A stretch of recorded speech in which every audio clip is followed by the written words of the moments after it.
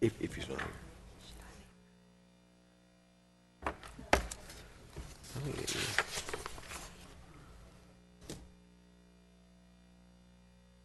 Oh, yeah.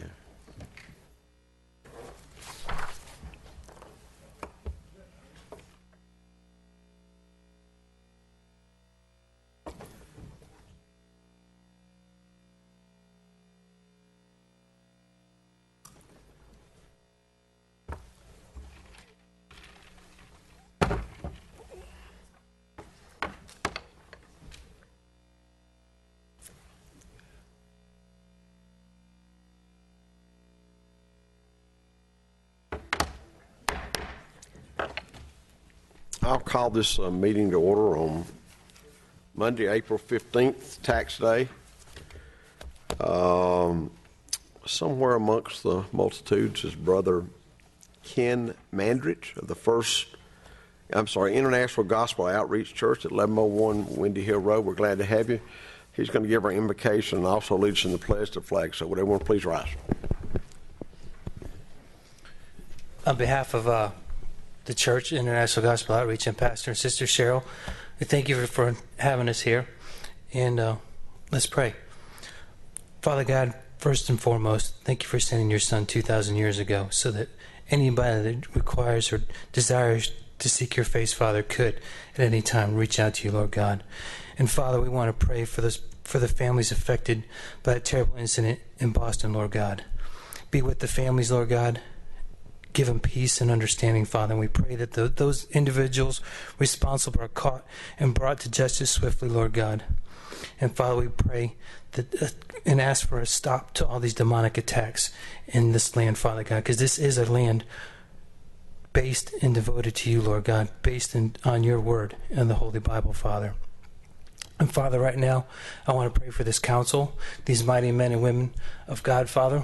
We pray an anointing and blessing amongst them, Father, that they would have one mind, one unity to govern over this great city. In Jesus' mighty name, amen.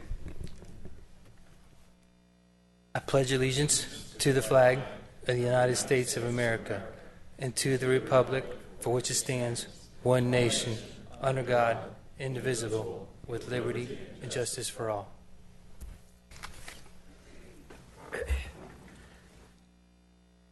And for those that International Gospel Outreach Church is located at Windy Hill and Dixie Avenue. It's a great church. If you're looking for a change or just here in the community, I'm sure they'd love to have you come by and visit. Item 2 is agenda changes. We've got the only changes. There's going to be several items that are going to be tabled. Item 4A will be tabled until May the 6th. Item 4C will be tabled till May the 20th. Item 4D will be tabled till May the 6th. And I think those will be the ones that will be tabled. Okay. Mayoral report. I've actually got a couple of proclamations, and I saw some Patriots out there, or they look like them. Man, I'd give $100 to have that outfit, but it just wouldn't fit me. Proclamation for recognition of Patriots Day, April 19th, 2013. I'll ask y'all to come forward. I'm going to ask that Councilmember Corky Welch read that proclamation. And are y'all hot in those things? All right, y'all come forward. Don't be afraid.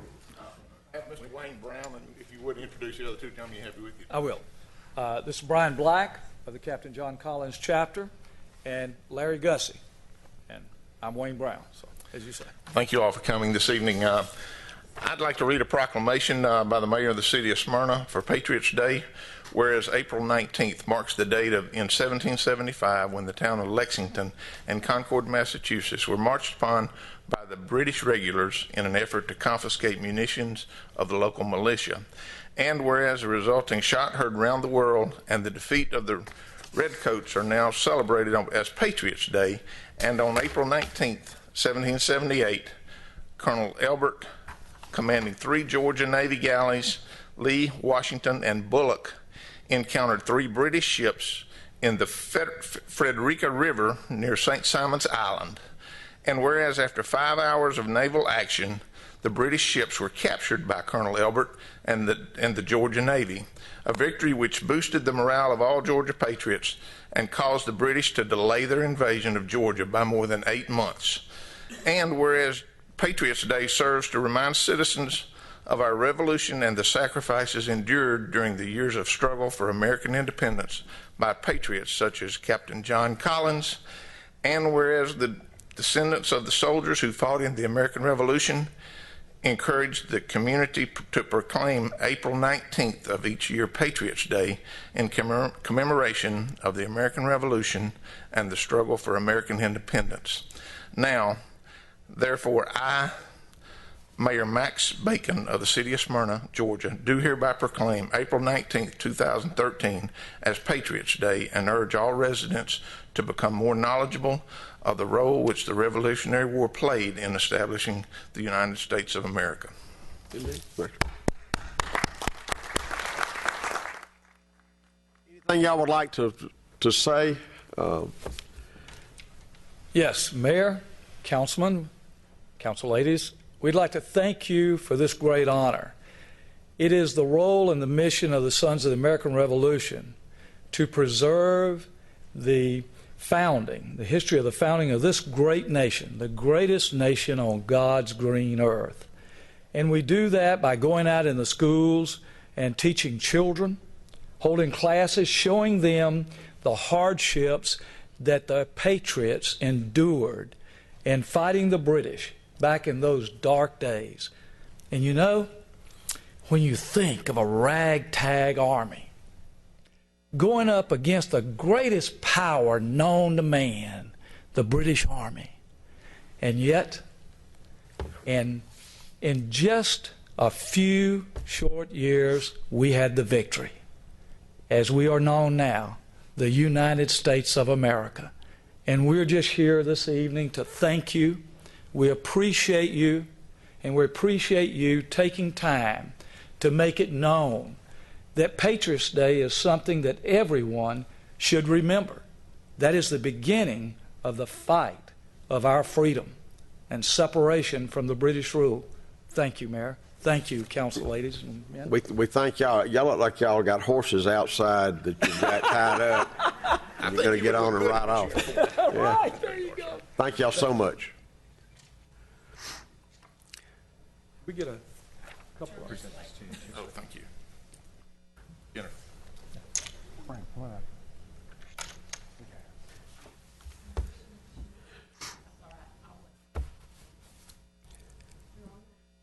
Now you got to turn around.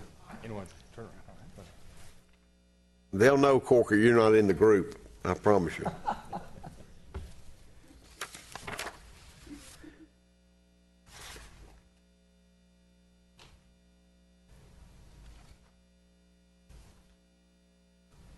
Thank y'all so much. Thank you. Yes, sir. Thank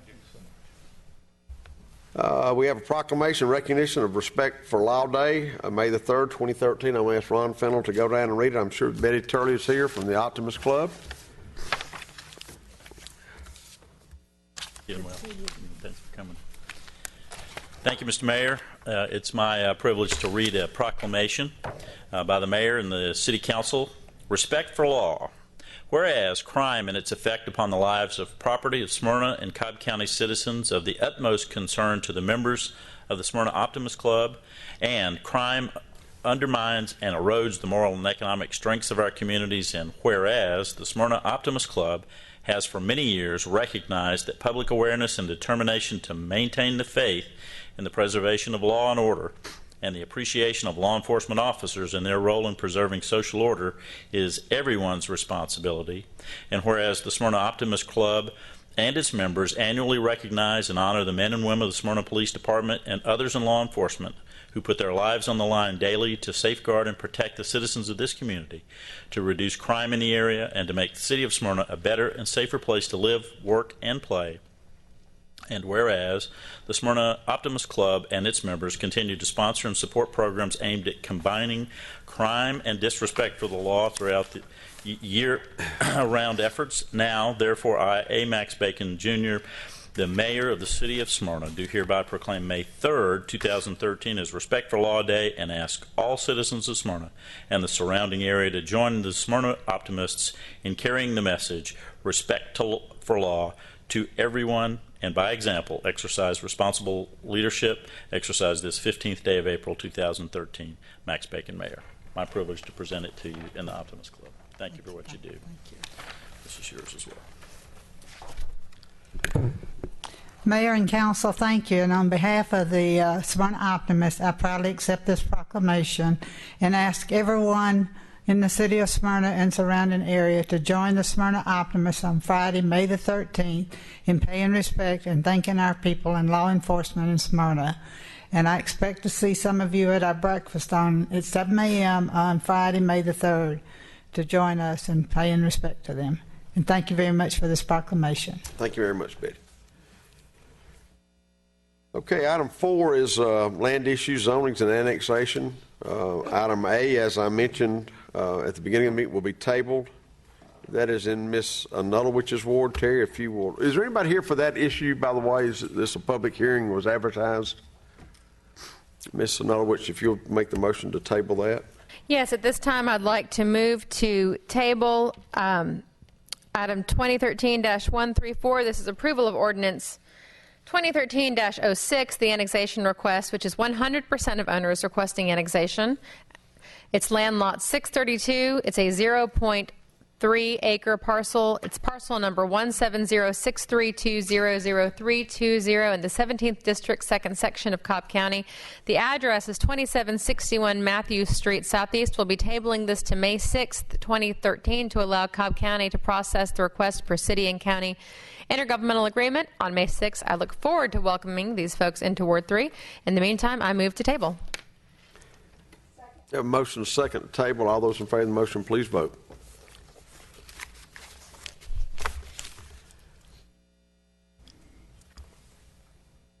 Is it coming up?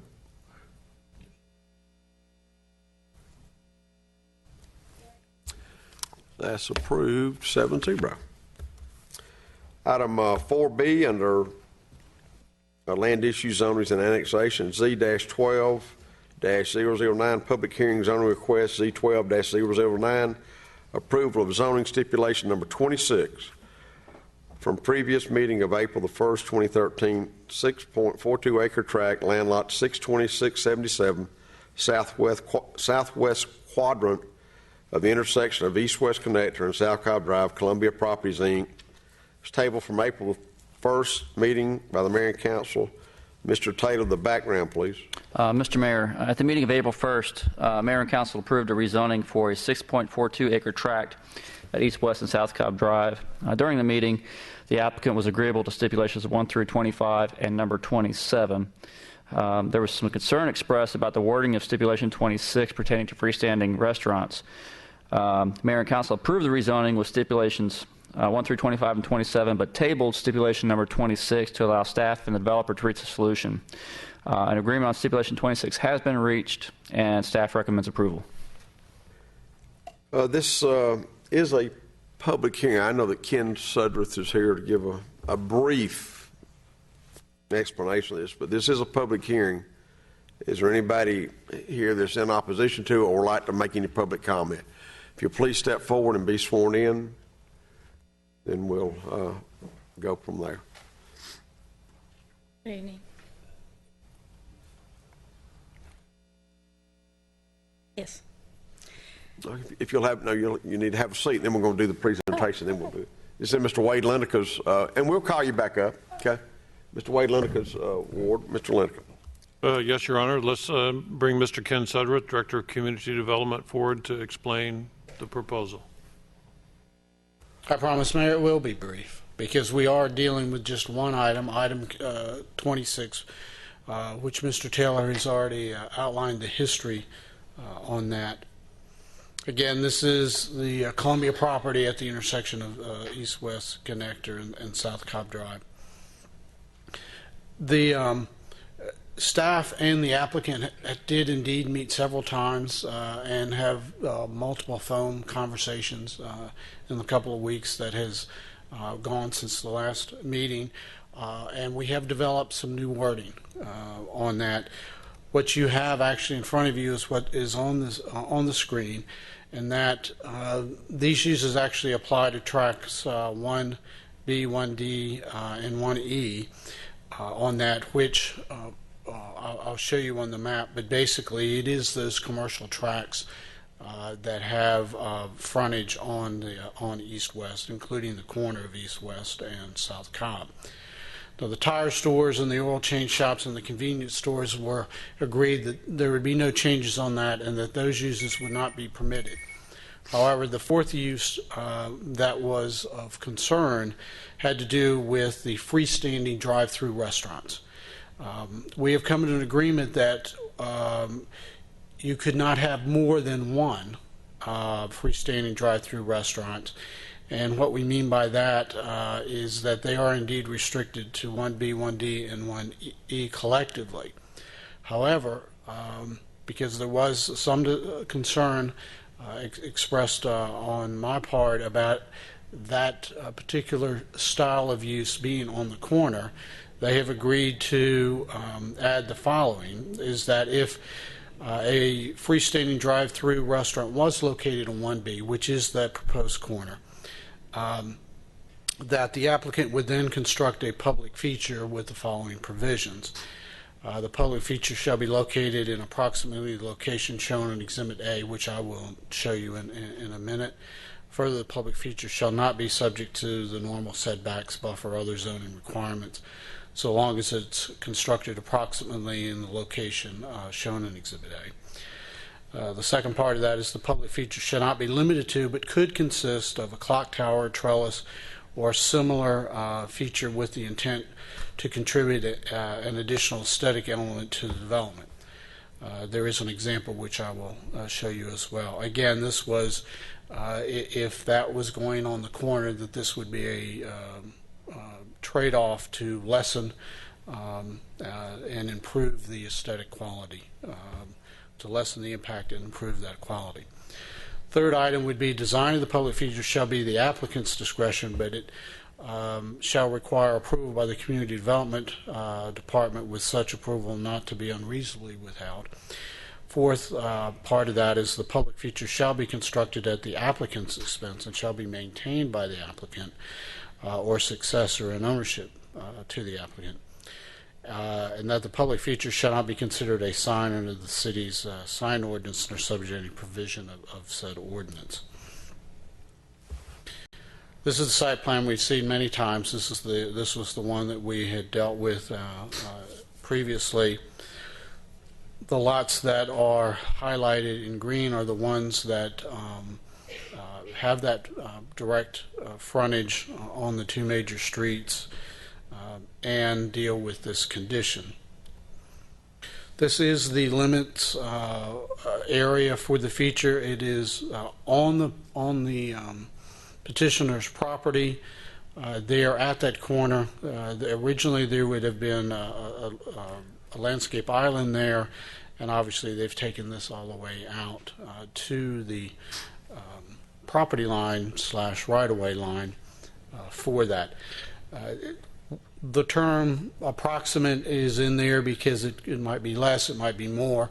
That is something that we've agreed to deal with internally if and only if we get to that point. Again, this has a trigger on it that it has to be that specific type of freestanding drive-through restaurant to even trigger. It would not apply to any kind of drive-through that had a drive-through, such as a bank or a pharmacy, drugstore kind of issue.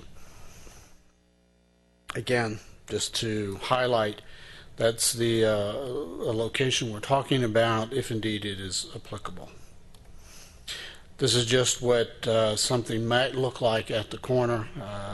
This is presented just as an example. It's not presented for scale purposes or that indeed it'll occur, but something that would be considered sort of a public feature. With that, Community Development does recommend approval of the proposed zoning amendment with zoning condition number 26 as agreed upon by the applicant and described in this presentation. Happy to answer any questions. Any questions of Mr. Sudworth, Mr. Lineker? Okay, thank you, Ken. It's pretty simple. We had one person that I think wanted to speak. If you'll step forward, tell us who you are and where you live at, and any comments that you'd like to make. Good evening. My name is Yona Hackle. I live at 224 Highlands Ridge Southeast. Highlands Ridge Place Southeast.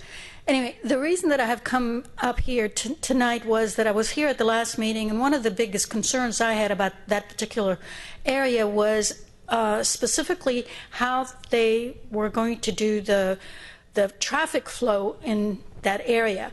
Currently, you've got that gas station and the optometrist over there, and already they're having problems trying to exit out that area through that light by going to the Publix across the east-west connector.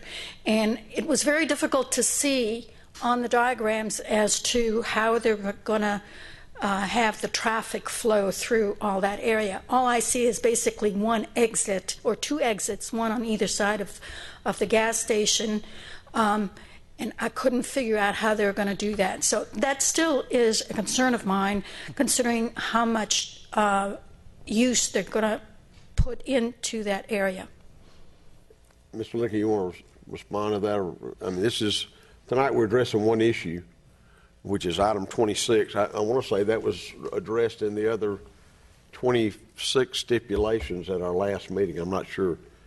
It was, and Yona, you might remember I raised that issue at the very first meeting we had with Columbia Properties, and they worked with Cobb DOT to examine the site, look at the design of that intersection, look at the staging and the timing of that light and the stacking of the lane and the trigger mechanism that goes there. We're assured that that will be a resolved issue upon the final examination with DOT relative to the trigger mechanism. And I don't know that they've gotten to that point yet, but it's in one of the stipulations. Okay. But that concern was the one we raised at the very beginning that I brought to their attention, because those of us who live on the west side of the development who want to patronize that site and who do currently with the current two businesses there have had a bit of a challenge, and we wanted to make sure. Again, there are two things about this. Number one, we can only stipulate as to the site as approved initially in 2008, which was approved already. Secondly, the Cobb DOT and just DOT rules have certain limitations relative to where you can locate a signalization. We already have one there at Gaylord, and then you have one at the South Cobb Drive. There is no additional opportunity for a signalized turn westbound out of the development. So that one cut that you are aware of is a right exit only, and there will be a right entrance only. So that development will be served there, and then on the South Cobb side of it, there will be an entrance and an exit through the Jim and Nick's egress point on that side. So we have addressed it as much as can be given the challenge of the site itself up to this point, and I'm sure the applicant may have further information to offer, but that's the best information we've been given. That's one of the biggest concern I've had, because Agreed. It's better to address that issue as you're planning it rather than after it's built and then have all the problems and the car accidents and all of that. And we asked the applicant and their prospective business partners, i.e. the companies that have chosen to contract to build their facility on that site, and they have all examined the site with that question in their mind as well, and all of them seem to be satisfied that the plan as it's been approved will meet their expectation in terms of handling their customer flow. Okay. Okay? Thank you. Thank you. Mr. Lineker, anything else? No, the attorney for the applicant is present, Mr. Garver Sams. Oh, Mr. Sams, do you have anything that you want to I didn't see state Garvis or Sams. add to this? He's back in the back. I'm sorry, Garvis. I didn't see you. Good job. No, I just want to, Garver Sams on behalf of Columbia Properties, I just want to take this opportunity to thank you 2 weeks ago for approving the application. It's the one we filed in November of last year, and we were able, I think, to address and resolve your concerns. And then in the past 2 weeks, as Mr. Sudworth has said, we've had a little give and take, and we've met a mid-ground, I think, that follows the policy and intent of you as a mayor and council. From a land use planning perspective, it works for Mr. Sudworth, and from a marketing perspective, it works for Columbia, and more importantly, from our lenders' perspective, it satisfies their requirements. And so I just want to thank everyone. We are obviously agreeable to that. We help Mr. Sudworth craft the language, so we would ask that you approve it. Mr. Sams, just to clarify for the record, the proposed language and text wording that Mr. Sudworth presented in his presentation, you're agreeable to that? Yes, sir. Okay. In total. Any other questions? Any other Mr. questions? Sams? Okay. Go ahead, Mr. Lincoln. Your Honor, hearing that and hearing no other objections, I thank Mr. Sams and Columbia Properties for working with our community development staff to reach what seems to be an agreeable solution and workable wording statement. So thank you all for that. I'm going to move to approve item, what number is this? 4B, Z12-009. The zoning request to approve the zoning stipulation number 26, which was continued from the previous meeting of April 1, 2013. I second. Motion is second to approve this zoning stipulation 26. And that's as presented by the staff. Mr. Sudworth. Any other discussion? All those in favor of the motion, please vote. It's approved 7-0. Thank you very much. Thank you, Mr. Mayor, Council. Thank you. Item 4C under land issue zonings and annexation. This item will also be tabled as a public hearing zoning request Z13-002, rezoning from R15 to RAD conditional 6.76 acre tract, land lot 335, 4160 and 4176 North Cooper Lake Road. Joseph Romano. Is there anyone here for that item by any chance? Just want to make sure before we table that. And it will be tabled to May the 20th. Mr. Fennell. Thank you, Mr. Mayor. The zoning request Z13-002, a rezoning from R15 to RAD conditional. It's 6.7 acre tract, land lot 335. Address is 4160 and 4176 North Cooper Lake Road. Applicant is Joseph Romano. The applicant has requested an extension to May 20th for council consideration, and I hereby move to table this till May 20th. Second. And motion is second to table. All those in favor of the motion.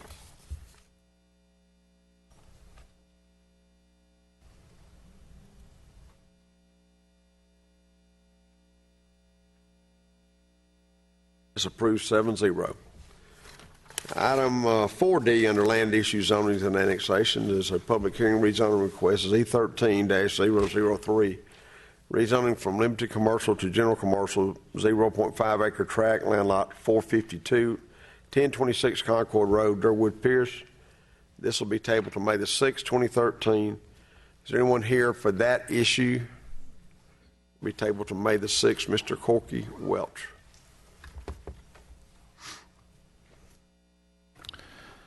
Thank you, Mr. Mayor. At this point, I'd like to make a motion that we table this to the, what was the date you said? May the 6th. The May the 6th meeting. I have a motion to table to May the 6th.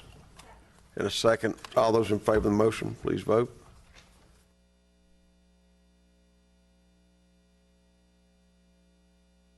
It's approved 7-0. Item 4E under public hearings, Z13-004, public hearing zoning request, Z13-004, rezoning from limited commercial LC to RAD conditional, 0.85 acre, land lot 520, 1226 Hill Street, Trayton Homes. Is the applicant here? Okay, Mr. Taylor, will you please read the background? Mr. Mayor, the applicant is seeking a rezoning from limited commercial to RAD conditional in order to build 4 residential units on land lot 520 located at 1226 Hill Street. This project includes the demolition of the existing home and accessory structure, with the final density being at 4.7 units per acre, and will require land use change from moderate density residential to medium density residential. This item was approved by the Planning and Zoning Commission on March 11, 2013, and staff recommends approval as well. All right, the applicant is here. This is a public hearing. Is anyone here that's in opposition to or that would like to make any public comment concerning this zoning request?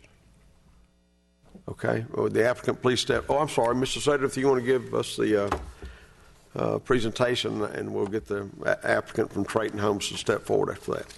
Yes, sir. This did go to the Planning and Zoning in March. Mr. Taylor has really gone through the background information on this, but we are actually doing a downzoning with this. It's currently zoned limited commercial. It's going to a residential attached dwelling conditional use classification. It is at Hill Street. It is located directly behind Fire Station number 1, and it is being proposed to be developed by Trayton Homes. If you recall, Trayton Homes was in last time and actually amended a plan that's on the other side of Hill Street that connects with their property there that stretches all the way to Fleming. And we were dealing with townhome adjustments on that. This is the proposed site plan. It was 1 lot.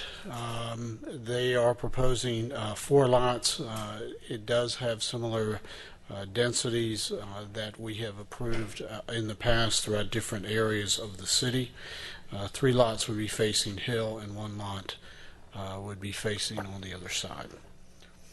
Again, this is the same pattern, but it does show the proposed tree plan with the stormwater management facility location. These are the proposed home elevations and pictures of the existing subject property as well as the adjacent property. The staff does recommend approval with the standard conditions, again dealing with the composition of the homes, the protective covenants, the stormwater detention plan. All utilities have to be underground. They're responsible for any traffic improvements. No debris may be buried under any lot. They've got to comply with the tree ordinance. They've got to submit landscape plans that are prepared by a registered landscape architect. All common areas have to be sodded and landscaped and irrigated accordingly. Now, under the special conditions, they have to maintain the minimum setbacks, which would be front of 20, interior side of 5 feet, street side of 20, and rear of 20 feet. Each home will be a minimum of 1,800 square feet in floor area. Now, that is indeed a minimum. What they're proposing is well above. It's well over 2,000 square feet, if I recall. The driveway has to be at least 22 feet minimum length from the building face to the edge of the sidewalk, and each shall have a 2-car garage. The reason for the minimum length, obviously, is to make sure the cars are off the right-of-way when they park and are not overhanging into the sidewalk. The new proposed home shall not exceed 2 stories. Each home shall have a fire sprinkler system that's approved by the city fire marshal. Approval of the subject property for the RAD zoning is a condition upon the development of the property in substantial compliance with the site plan that they've submitted to us, and the applicant's also bound to those elevations that they've submitted as well. And I'm happy to answer any questions. It is a 1 lot, a larger lot in this day and time, being divided into 4, which is we've done throughout the city over the last 10 years. Any questions, Mr. Sudworth? I'm going to ask that the applicant step forward and for him to tell us who he is and what he wants to do. Mayor and Council, Chris Poston with Trayton Homes. We are excited to be looking at another piece of property in the city of Smyrna. I feel like it's a great place to be building, as we're doing one right across the street.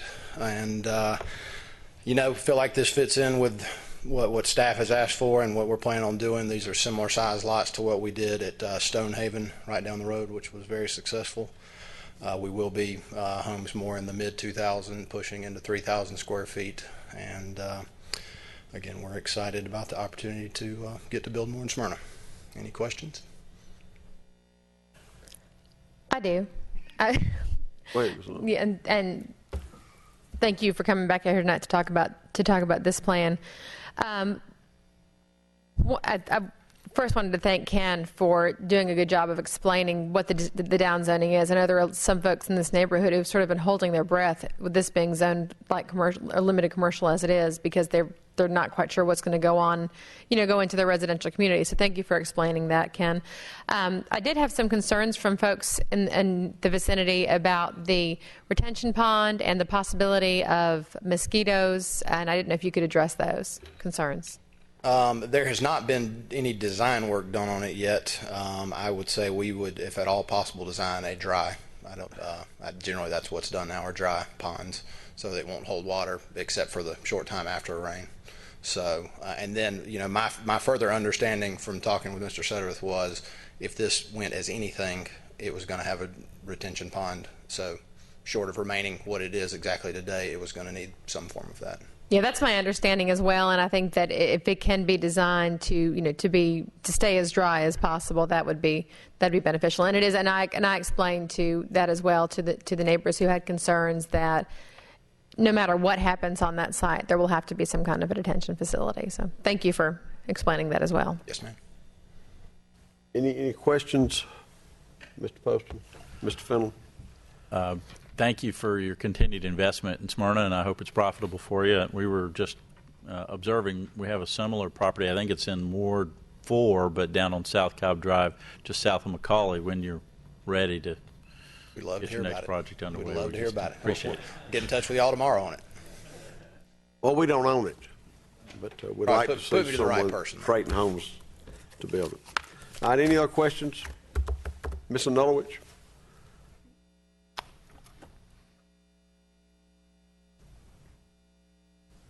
I'm ready. Yeah. At this point, I would like to go ahead and move to approve item 4E.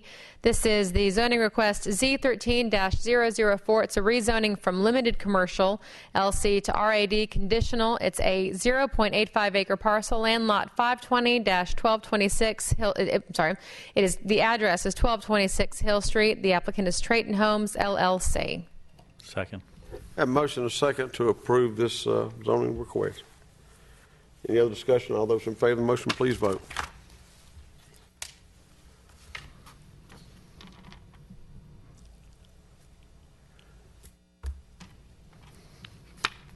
It's approved 7-0. Thank you very much. Y'all very much. Tell your mom and dad and your brothers and sisters I said hello. Item 4F, a public hearing, zoning request Z13-007, modifications of currently approved zoning stipulation, 47.49 acre tract, land lot 447, 489, 490, 519, and 520, southwest quadrant of the intersection of Atlanta Road and Windy Hill Road, Halpern Enterprise. I know the applicant is here. Mr. Taylor, will you please give us the background on that, please? Mr. Mayor, this particular item is actually for the property that's commonly known as Belmont Hills. And zoning stipulation on the project requires that all roads be constructed during the initial phase of the development. The applicant is requesting that the stipulation be modified in the development of pods A, B, C, and D to allow the roadways for those pods to be built once site plans have been finalized. The two roads, Central Parkway and Middle Street, will continue to be part of the plan as it exists for right now. Staff does recommend approval. This is a public hearing. Is anyone here that's in opposition to that would like to make any public comment concerning this issue? Let the record show there is none. This is in Ms. Anulowich's ward. Ms. Anulowich? Yeah, would they like to just kind of have anything to say? Thank you. Just waiting for my cue. You know, the best thing about this request is the fact that we're having this request. I mean, that we're actually having the discussion about how to stage the roads, which indicates that there's activity and thought and phone calls and people just talking about getting stuff started. So that's what is interesting to me about this. But obviously, it does have to deal with the Belmont site. And as already expressed by Mr. Taylor, what they want to do is actually restage these roads. That the four main roads or legs coming off of the turnaround where the school is will indeed be constructed, will continue to be constructed during the initial phase. However, the two smaller roads through the pods that have already been mentioned would come at a later time. That's what the wording is in front of you to accommodate that. I think the easiest way to show this is actually use the existing site plan and to put in some fly-ins that show you that these four legs will indeed be constructed in this initial phase. Now, the Central Parkway and the Middle Street are just placeholder names. That's not what they're going to be called. We are working with the Halpern Development on those names, and we've actually approved what they have. But this is how we how we identified those names to start off. So don't be concerned about that. That will indeed change. But these roads in red will continue as originally approved. The ones that will really change are these two in blue, called the North Residential Access Road and the South Residential Access Road, that they will be constructed during the development of those pods. Obviously, that gives all of us the flexibility to better locate exactly where those roads should intersect, not only with Atlanta Road, but also the other internal roads with that. That being said, staff is recommending approval, as we've discussed, just changing the staging of those roads, and I'm happy to answer any questions. I know that the applicant is here. Don't know if they want to say anything. I wouldn't mess it up if I was y'all. Ms. Anulowich, unless folks have a question. I do want to thank the applicants for coming out here tonight. I appreciate your belief in this location and in Smyrna over the past, let's see, goodness. So, you know, Sylvia, the little baby I was pregnant with when we met, she starts kindergarten this fall. So just to put that in perspective, I very much appreciate your faith in Smyrna, and I appreciate your continued, you've been very forthcoming, and you've been I think very forthcoming in working with staff, and we appreciate that. I support this as well, and I agree with Ken that the fact that we are having this conversation, I think, calls for a resounding optimism, and I'm very optimistic, and I look forward to seeing what's going to, I'm going to have a lot of terrible puns tonight. This will be the first. I look forward to seeing what's going to develop as things start going vertical at the site. So I do support this, and at this time I would like to go ahead and move to approve agenda item 4F. This is zoning request Z13-007, modification of the currently approved zoning stipulation 47. This is a 49-acre tract, land lots 447, 489, 490, 519, and 520.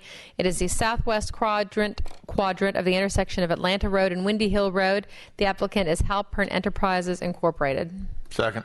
Motion is second to approve this zoning request. Is there any other discussion?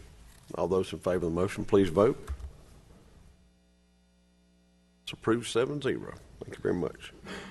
Item 4G, V13-014, public hearing variance request. V13014, approval for an increase in the maximum allowable height for a fence in the front yard from 4 feet to 6 feet, 0.15 acres, land lot 446. This looks like Elijah and Elisa. Close enough. And I knew that's who y'all were, but I don't know y'all. And Josh Woodby. Mr. Taylor, the background, please. Mr. Mayor, this is a request to allow the maximum allowed height for a fence in the front yard to be extended from 4 feet to 6 feet. The location of this fence is actually at the side of the house, but because it is a corner lot, the location is considered to be the front yard.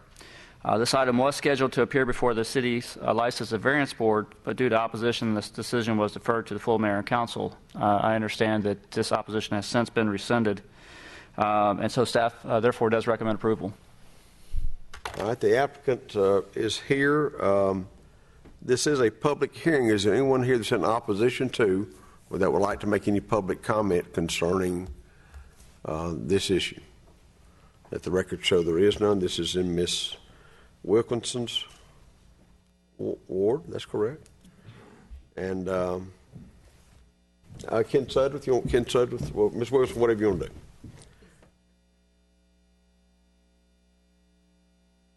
This is basically just to get you oriented with what the request is really all about. And to remind you, this is an unusual request for mayor and council to hear.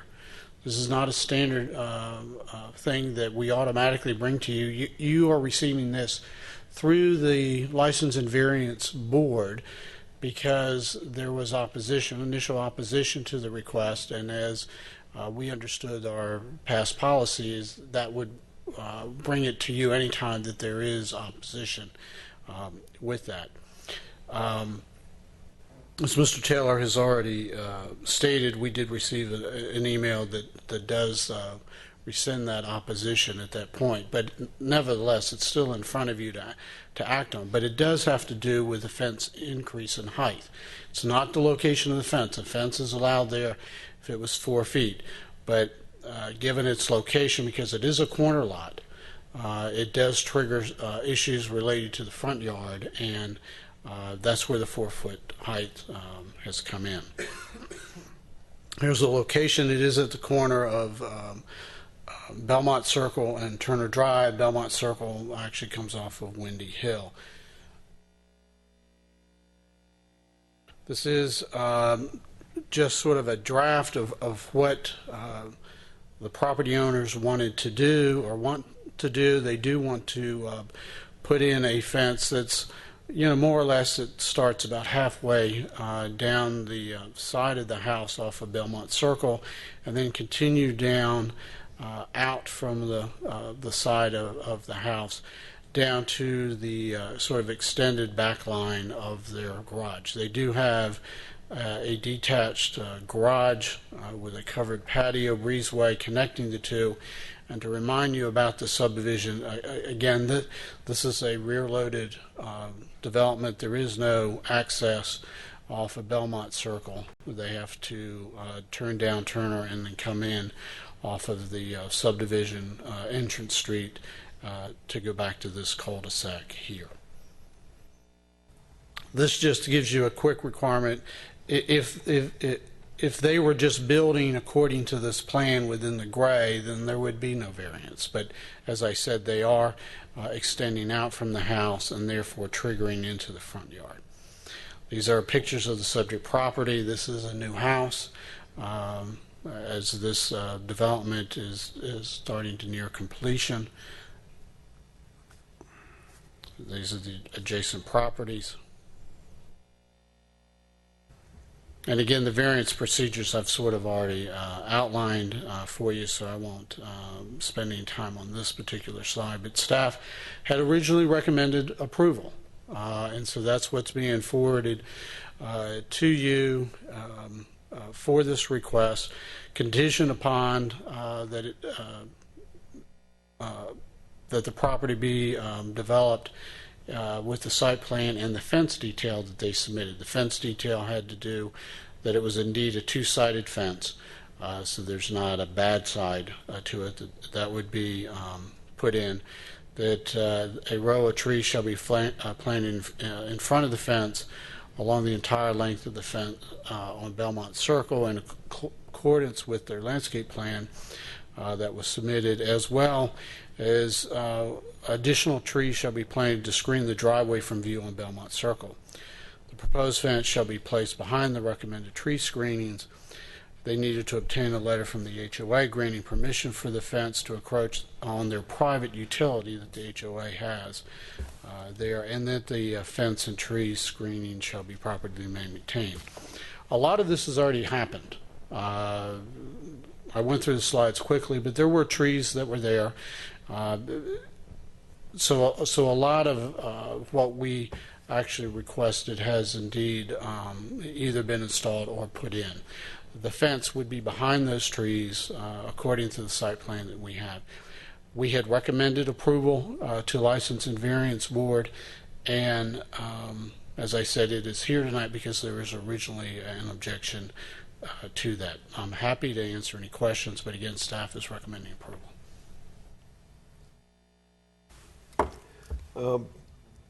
I know that the applicant is here. Any questions of Mr. Sudworth? I know the applicant's here. Ms. Wilkinson?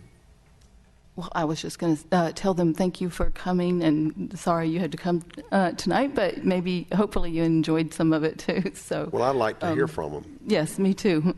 Step forward. Tell us who you are. Bring your wife with you, or you're not going to have much of a chance. Well, I'm Josh, and this is Eliza.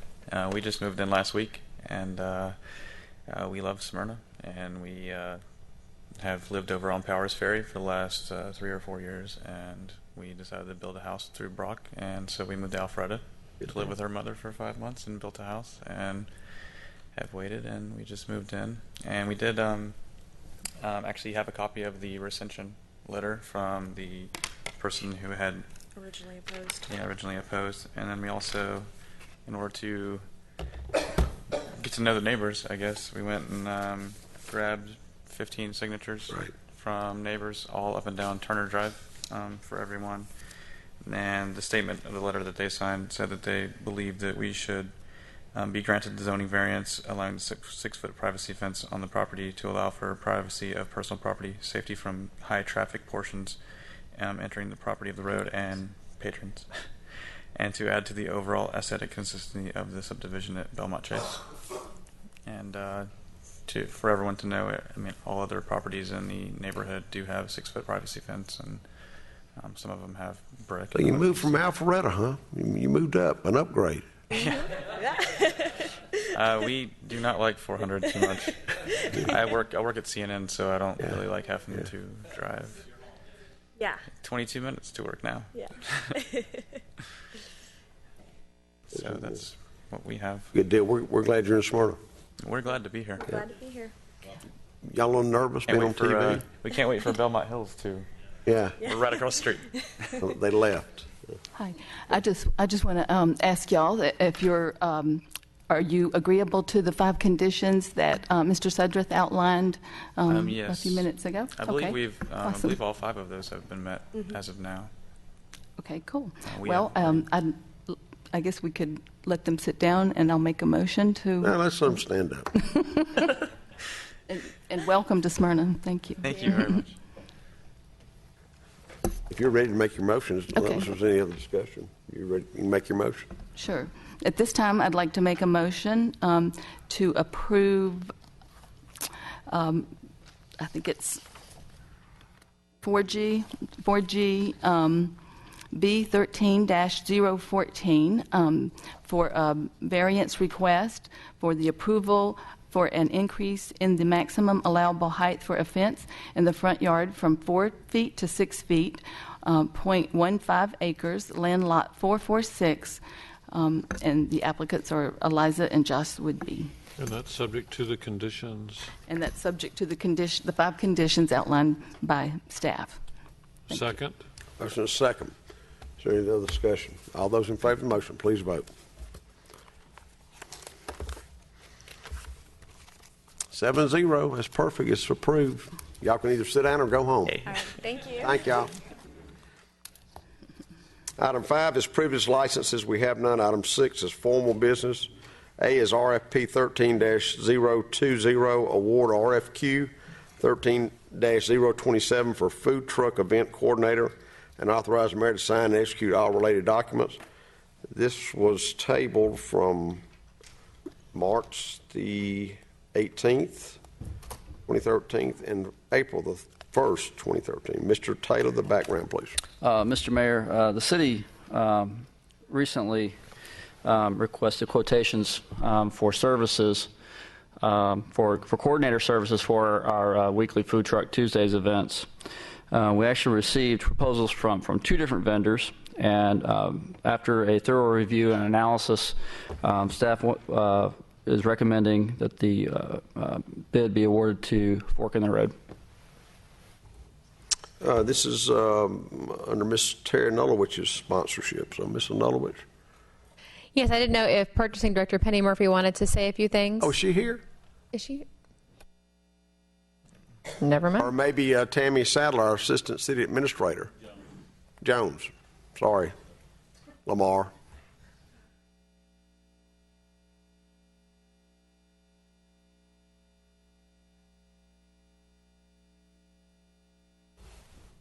Good evening.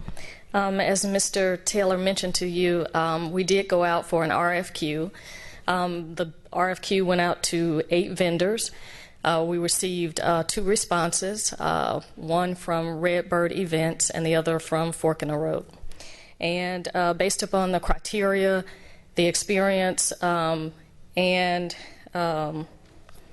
scope of services, staff and the purchasing manager is recommending Fork in the Road for the food truck event coordinator. Any other questions? Anything you'd like to add to that? I know that we had a couple of committees. There was a previous proposal that went out. Right. The previous proposal was a request for proposal, right. And the second round was a request for qualifications. And that request for proposal process was thrown out as a result of a recommendation from the purchasing manager. And with that said, we decided to do the RFQ, and we had basically 5 criteria that we ranked each particular vendor on. And based upon the scores, and I can tell you that in just a minute here. I believe Fork in the Road had 82.2, and Redbird Event had, I don't have my number here, 78, pardon me, 78.4. And based upon Fork in the Road having the highest score, that's our recommendation.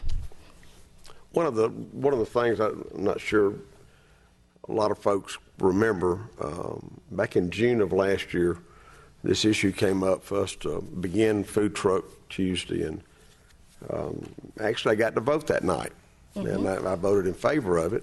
Right.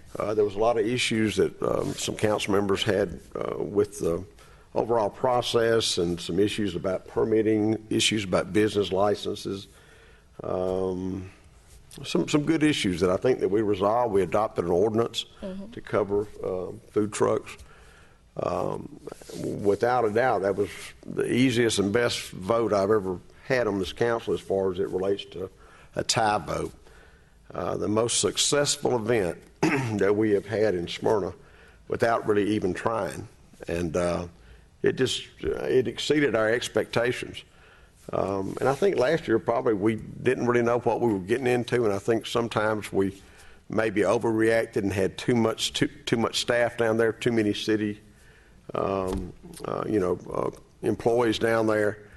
But it was a result of a plain and simple issue. It was so successful, and it's the location of it. It's at the Taylor Bronner location, and people just love that location.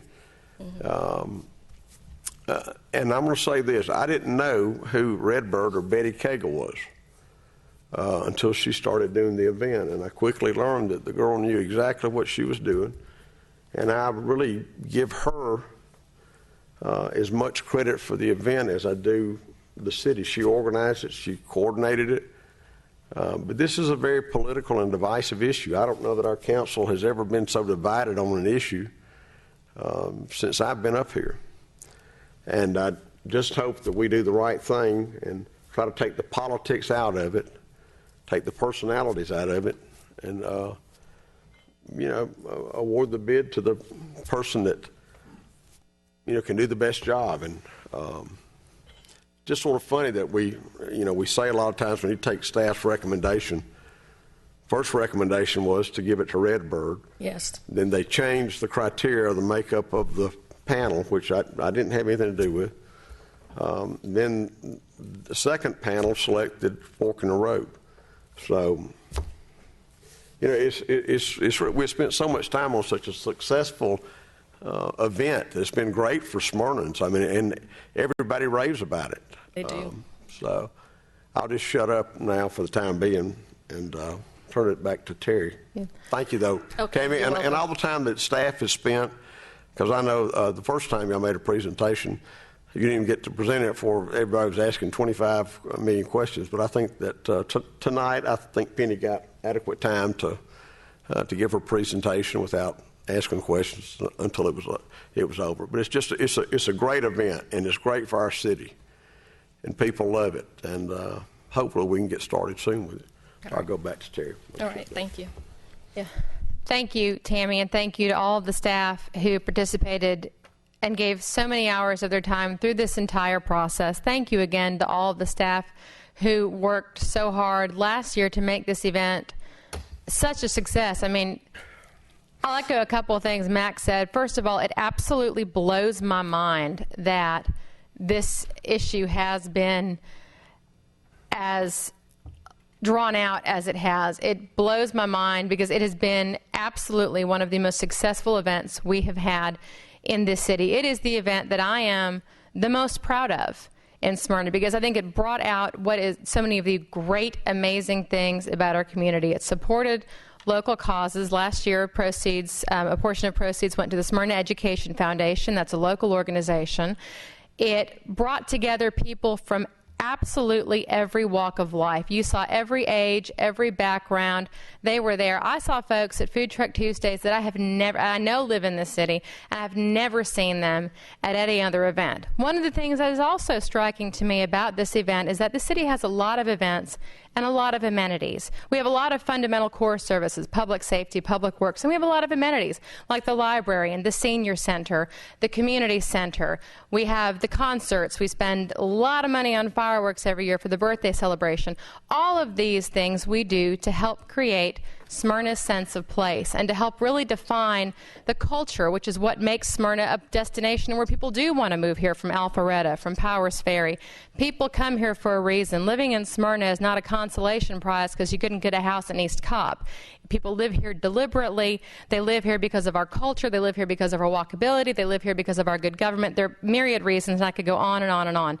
Getting back to Food Truck Tuesdays, and this is where the puns come in. Part of the reason this event was so successful is because, and in my opinion, is because it is a homegrown event. It developed very organically. No one could have anticipated how successful this event is going to be, which is why staff was so graceful and nimble in addressing everything that came up, every little kink that came up, be it parking or anything. Staff was able to address it adeptly. The organizer did a wonderful job of addressing these issues. Because staff has put so much time into this, and I think it's a slippery slope if we start disregarding staff's opinion. I thought it was a slippery slope several weeks ago. I think it's a slippery slope now. I have concerns about some of the proposals. I have concerns with sponsorships, going back to the organic aspect of this.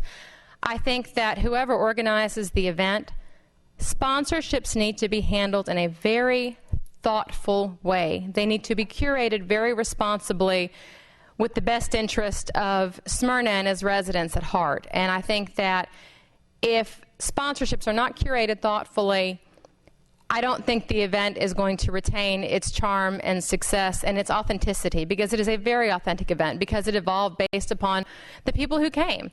So I think that needs to be, I think in the future, anything we do, any event we have in the city, be it the Jonquil Festival or Food Truck Tuesdays or the birthday celebration, and I think the city does take a very thoughtful approach in how we manage those sponsorships and how we manage the Smyrna brand. Because again, and this is my marketing and public relations background talking, you've got to curate your brand and you've got to manage your brand if you're going to maintain the integrity of your brand.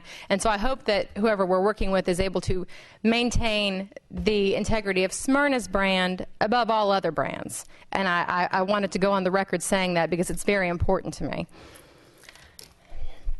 I don't know if anyone else has any thoughts. I'll pause for a moment. Well, if you want to make a motion, and then we'll get a second, and then we'll open it up for discussion, if that's okay.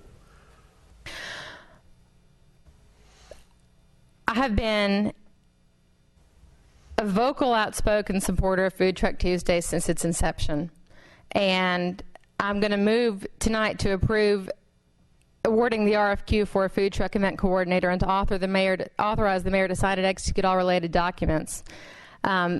I do that again with the caveat that the integrity of the event, the spirit of the event, again, this is a one-year contract, the integrity, the spirit of the event, the sponsorships be done thoughtfully. I would like to see local philanthropies benefit from this. Local meaning not Metro Atlanta, but local meaning City of Smyrna, things that impact City of Smyrna residents every single day and that work to better the community in the City of Smyrna. There's a long list of those charities, and I'm happy to talk to the organizer about some ideas for people who they may want to approach. So that I do move to approve, and I think I've made my opinions very clear. Who did you? Yeah, which one? Yeah. Who are you approving? No, I'm moving to approve. I read this as written. Award the RFQ for food truck event coordinator and authorize the mayor to sign and execute all related documents. We need a point of clarification. I'm not sure who we're voting on. You need to move to for one or the other. Whoever is the Redbird or Fork in the Road.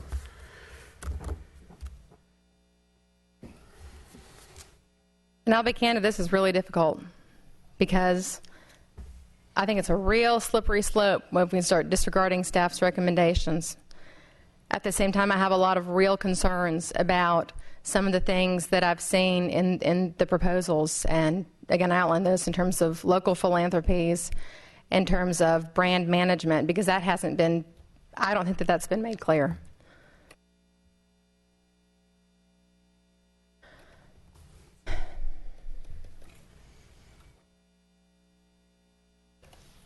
I still don't.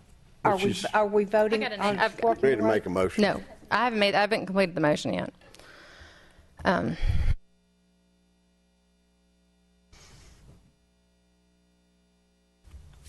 Excuse me as I pause for a moment.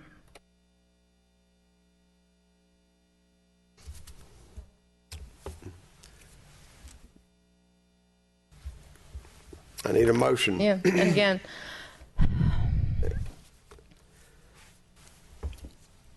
we always talk about voting our conscience, and I've got to go ahead and make a move to approve Redbird Events as the food truck event coordinator. Second. Motion second to approve Redbird. Is there any discussion? All those in favor of the motion, please vote. That's 3 yea and 4 nay.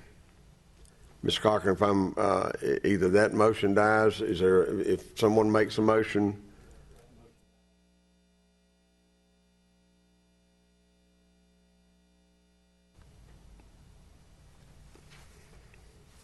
that motion is defeated 3-4. So if someone else has a motion,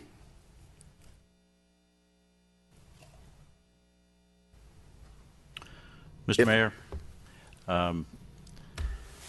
I am confident that either vendor could do an outstanding job.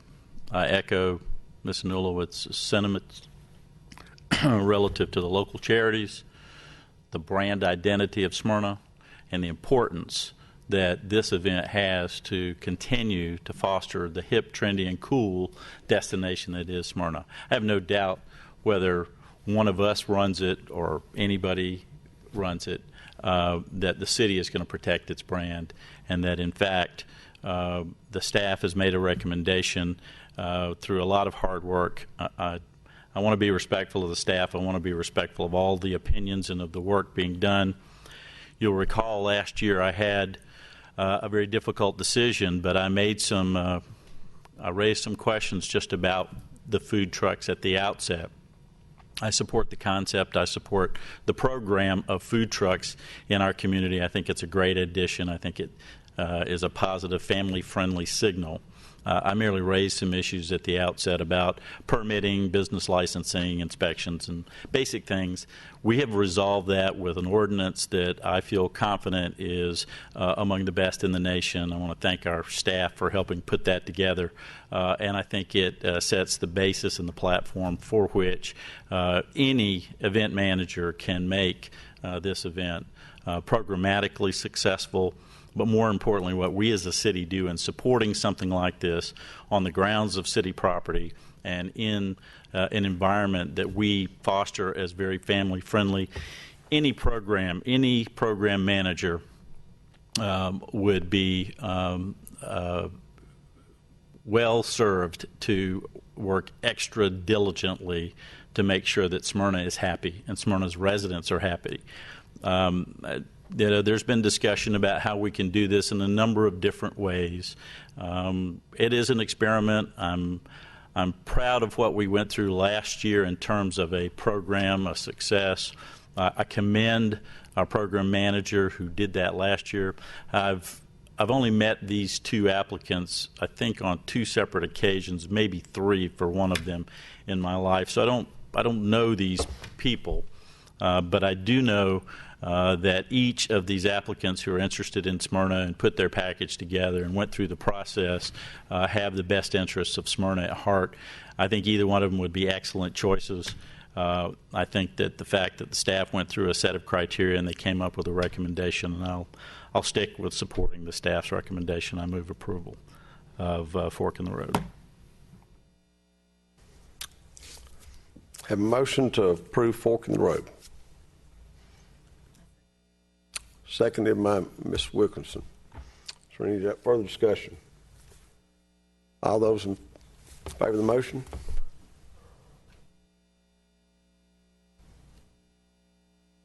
That's approved 4-3. I don't want anybody to get real happy because I have the power as mayor to veto any vote of the council. And I'm just not real happy with the way this whole process, from the very get-go, we struggled with it because we didn't have enough information. And I will not veto it tonight, but I'm gonna take my time and think about it. It's a great event for Smyrna. I just don't feel like we've treated everybody on the same playing level. Some folks never had a chance from the get-go. They were against them, and it really was not fair. And I've always tried to move on forward with things and let stuff just go to the next level. And man, I'm gonna tell you, we've been beating this horse for as successful as it's been. But anyway, okay, that's approved 4-3. Yes, ma'am. If it's nice. No, go ahead. I, too, would just like to thank everybody who's worked so diligently and so hard on this. The way I feel about it is that we had a wonderful event. The promoter, Betty Cagle, came to the city. Jennifer Bennett, Community Relations. Betty lives in the city of Smyrna. Betty came with all the proposals, all the planning that she had done, and brought this idea forward and had a very, very successful event. Everything was done. It's the Smyrna City Food Truck Tuesday, Smyrna Food Truck Tuesday. Everybody loved it. There was somebody there who had a truck, who actually was in the park selling his food. And then he decides that he wants to be the event planner.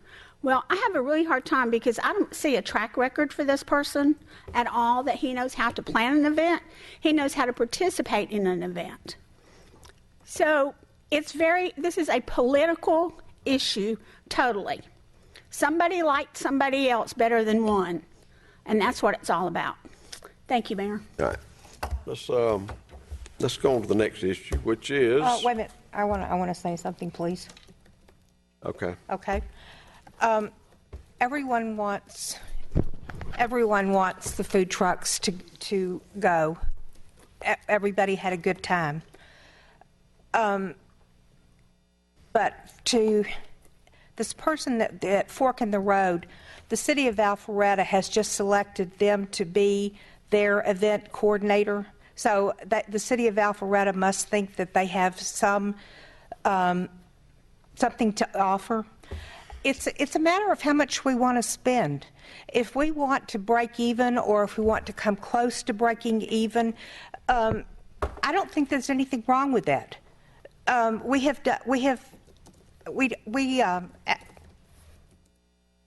have a responsibility to the citizens of Smyrna to make this as cost effective as possible, and it's not personal. I think Betty did a great job last year. I think that Terry hopefully will do a great job this year. But none of this is personal. Some of this is a dollar and cents issue. So with that, I yield, sir. All right, let's move on to the regular portion of the item 7 is commercial building permits. We have none. Item 8 is consent agenda. Mr. Taylor, will you please read the consent agenda for council's approval? Certainly, Mr. Mayor. We have two items on the consent agenda this evening. Item A is approval of the April 1st, 2013 Mayor and Council meeting minutes. Item B is to award RFP 13-019 for the Reed Road drainage improvements to the lowest bidder, Inland Waters Pollution Control, for $228,351.75. This comes out of 2011 SPLOST, and authorize the mayor to execute any related documents. Hear a motion, we approve the consent agenda. Second. Any discussion? All those in favor of the motion, please vote.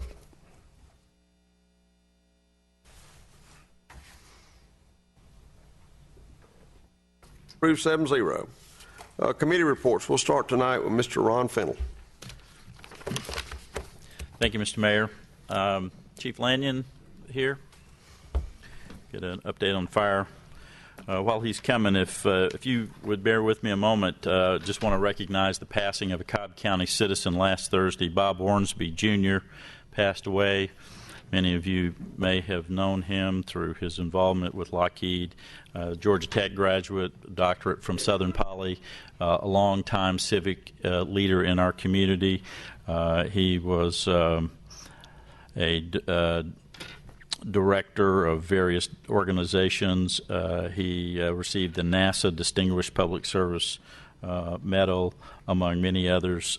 His services are 4 p.m. Wednesday, Mays Ward Dobbins Funeral Home in Smyrna, and we just commend the work that he did in his public career and in his business career for Cobb County, and just want to note his passing. Chief Lanyon. Good evening, Mayor and Council. I believe it was last month I came in here and we talked about the LEED certification for Fire Station 5, which we've been working on for a long time. And we actually got it last Friday, and it is a silver certification, which is second from the top. We're very proud of that. The only requirement of the grant was that it be certified, which is the low end. And we're actually up there in the silver. I tend to think it's going to stay at silver. However, the architect is going to appeal some more of the points. I don't think it's going to change, but it is going to. We do have silver, which is a great turnout for that project. Moving on to something not so serious, but really serious to the Smyrna police and firemen. We are going to play in a softball tournament. I just want to let everybody know if they want to come out and watch. It's actually the Marietta Softball Classic, and it's Marietta Police and Marietta Fire and Smyrna Police and Smyrna Fire, and we're all playing for charities.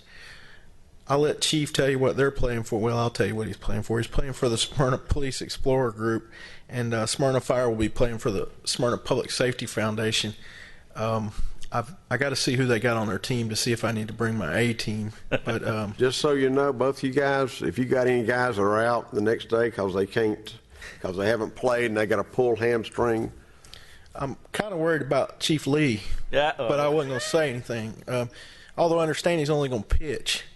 And I'm going to actually play too if you want to show up and watch. That might be kind of funny. But anyway, good time. We're going to do it for charity. It's going to be at the Aviation Sports Complex, if you're familiar with that, just inside Marietta. So, and we're going to play actually on Saturday, April 27th, and it'll start at 11 a.m. I suspect Smyrna Police will be gone by 12:30. Uh-oh. But I'm just saying. Thank you all very much. Chief David Lee.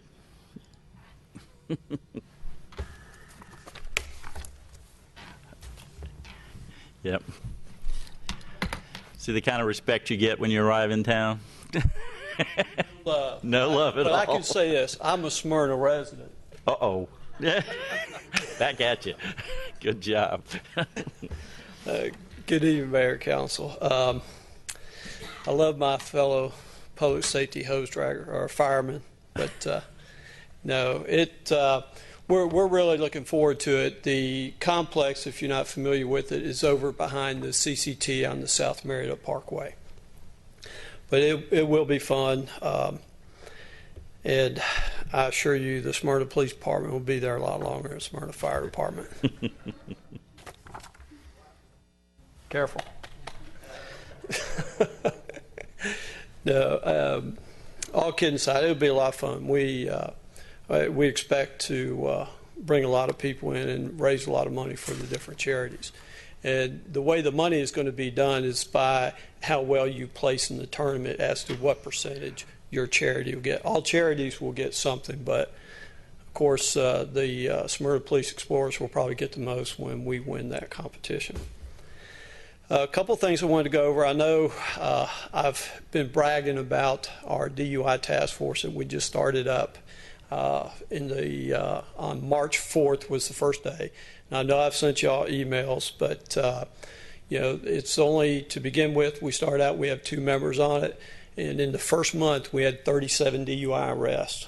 And I called on my counterparts at Marietta who have a 6-member traffic enforcement unit, and they had 21 arrests for the month of March. So our 2 guys just have been doing a fantastic job getting out there, diligent, and making our streets a much safer place for our citizens to drive on.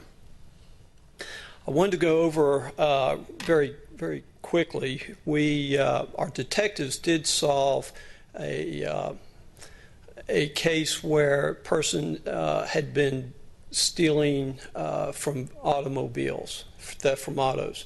And granted, on the grand scheme of things, it sounds kind of small. We had been getting hit with quite a few of them. Now, we were only able to clear 4 of these arrests up, or 4 of these thefts up in the city of Smyrna, but it also cleared up cases in the city of Marietta and also Cobb County as well. So where we'd been getting hit with these cases, we're not getting hit with them now. So we're very confident that even though we weren't able to clear up every one of these cases, we were able to get this one person off the street and at least slow it down or almost stop it. We had, before I came on, we had a homicide back in December, and it was a case we had to put a lot of time and effort into because this person left the state and went to Nevada, and we had to work with the Cobb County District Attorney Office to be able to get this person back in Georgia. And just last week we finally was able to bring this case before the grand jury, and we got a true bill on it. So this case will be going further for prosecution. A lot of work goes into when you're having to extradite somebody from another state, especially with Georgia being a death penalty case. There's always issues that bring up that sometimes you have to satisfy with the other jurisdictions. On a lighter note, our Citizen Police Academy will be kicking off next month. It'll be 11 weeks long, last for approximately 3 hours each evening.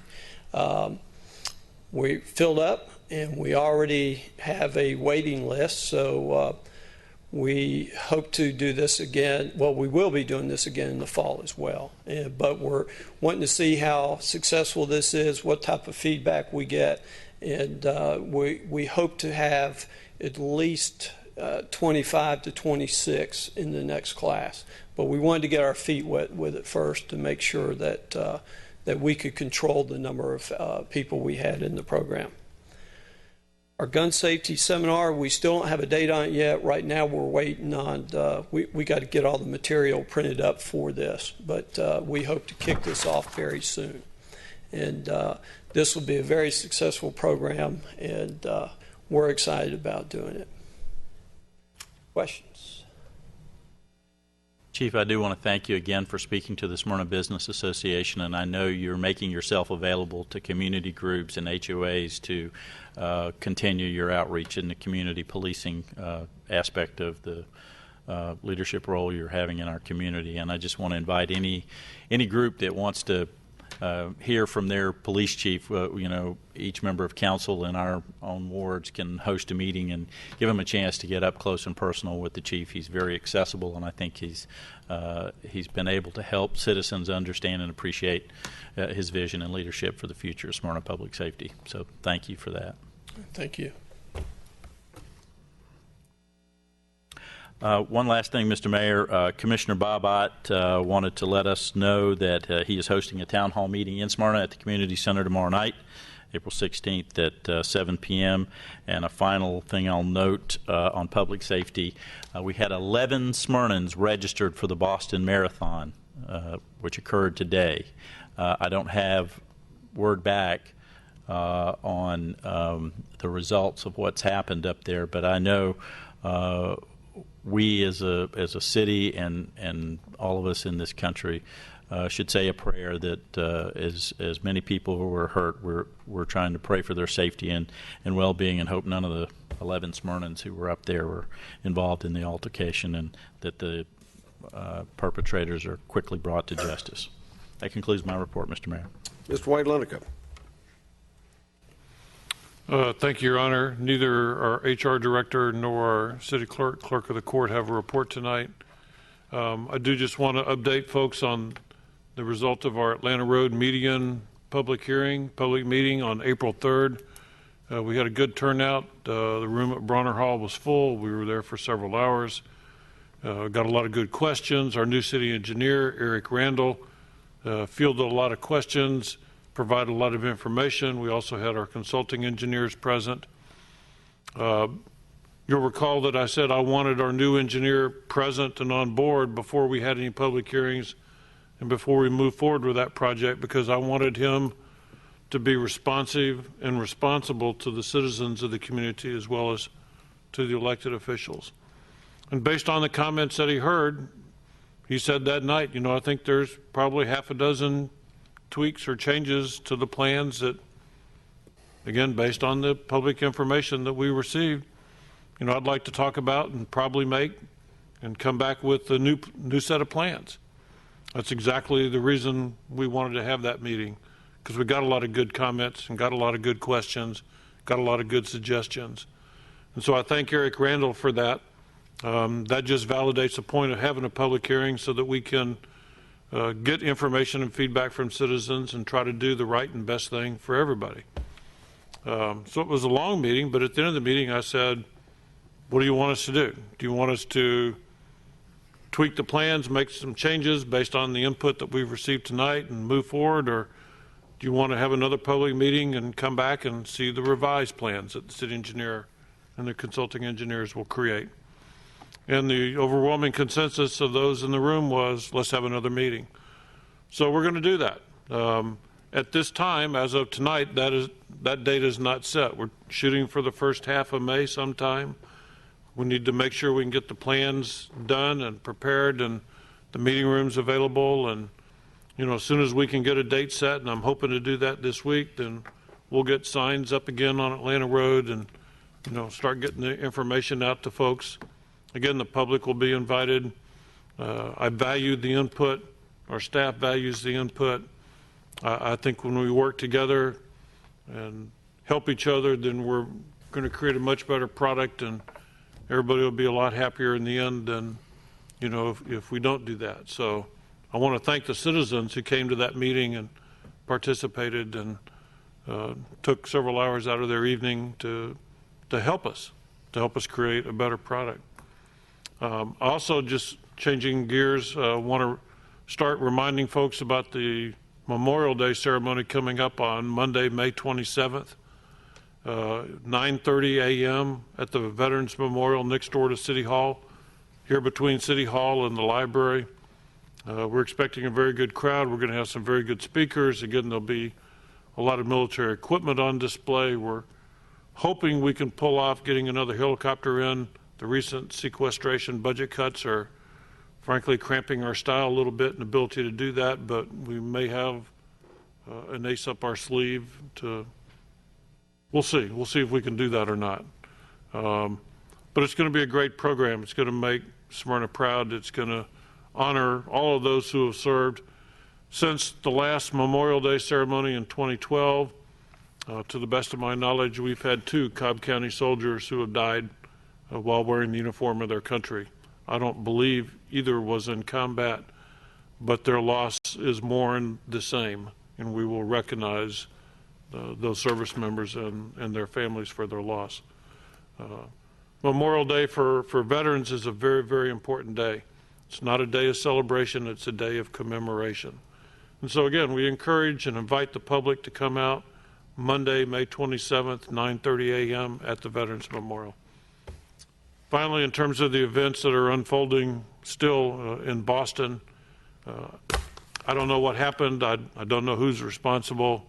It'll probably be a while for all that to come out and the information to be validated and the word to get out about just what exactly happened and how and why.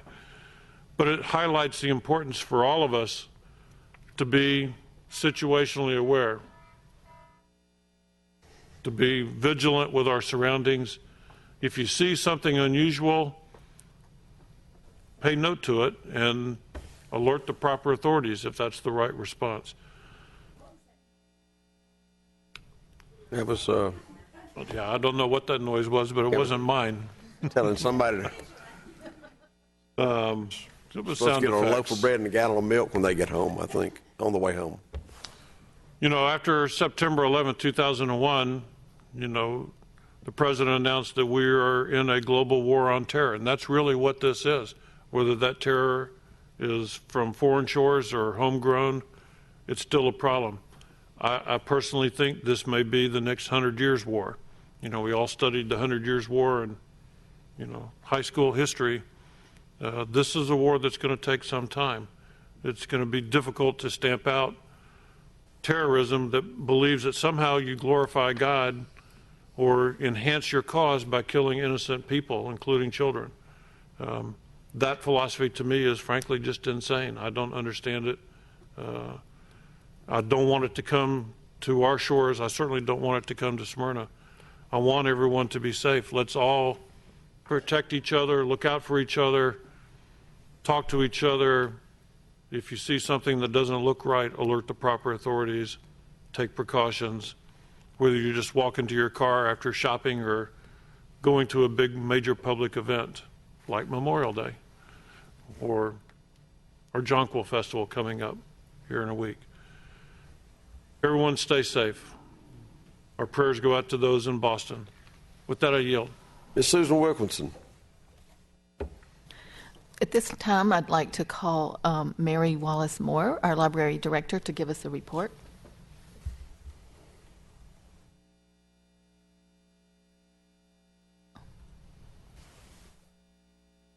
Oh, okay. Thank you. Hi, thank you for having me back. First, I'd like to let everyone know that this is actually National Library Week, and the theme is Communities Matter at your library.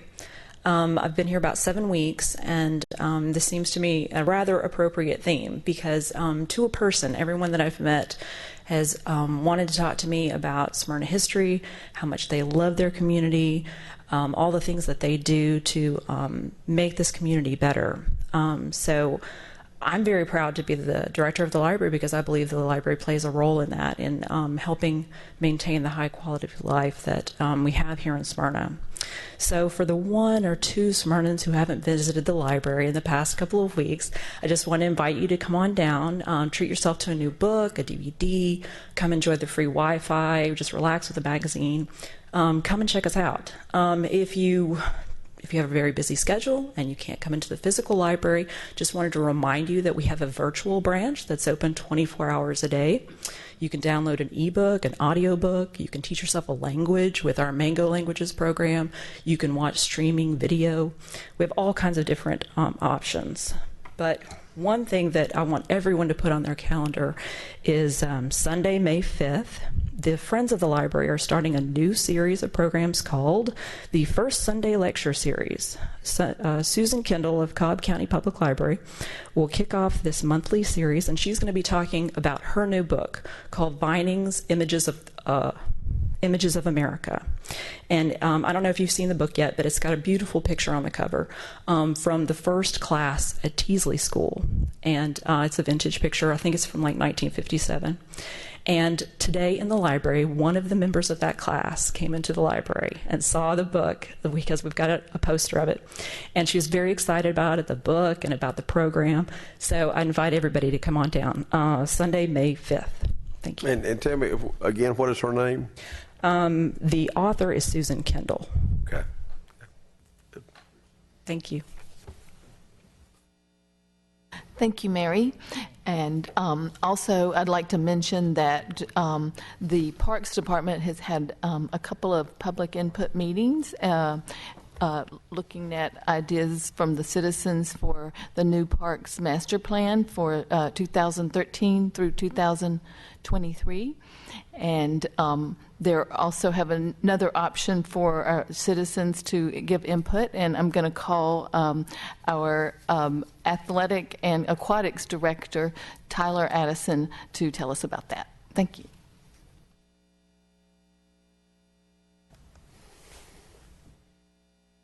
Good evening. The City of Smyrna Parks and Rec Department needs your input for a new master plan.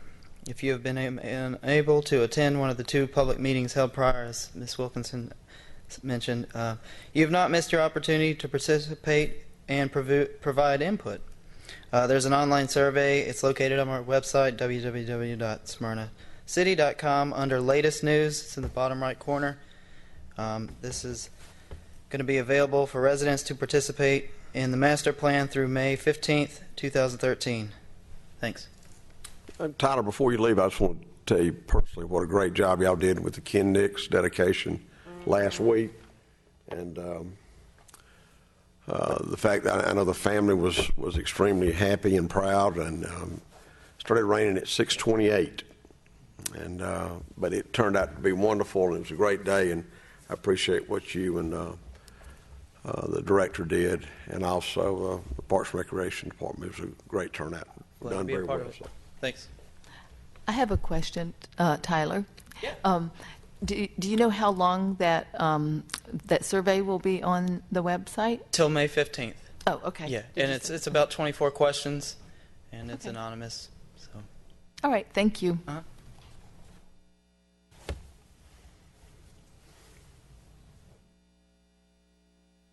I'm sorry. And with that, I yield.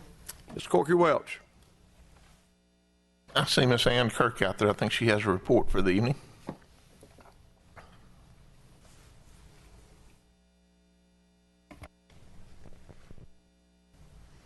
Good evening. Thank you all very much.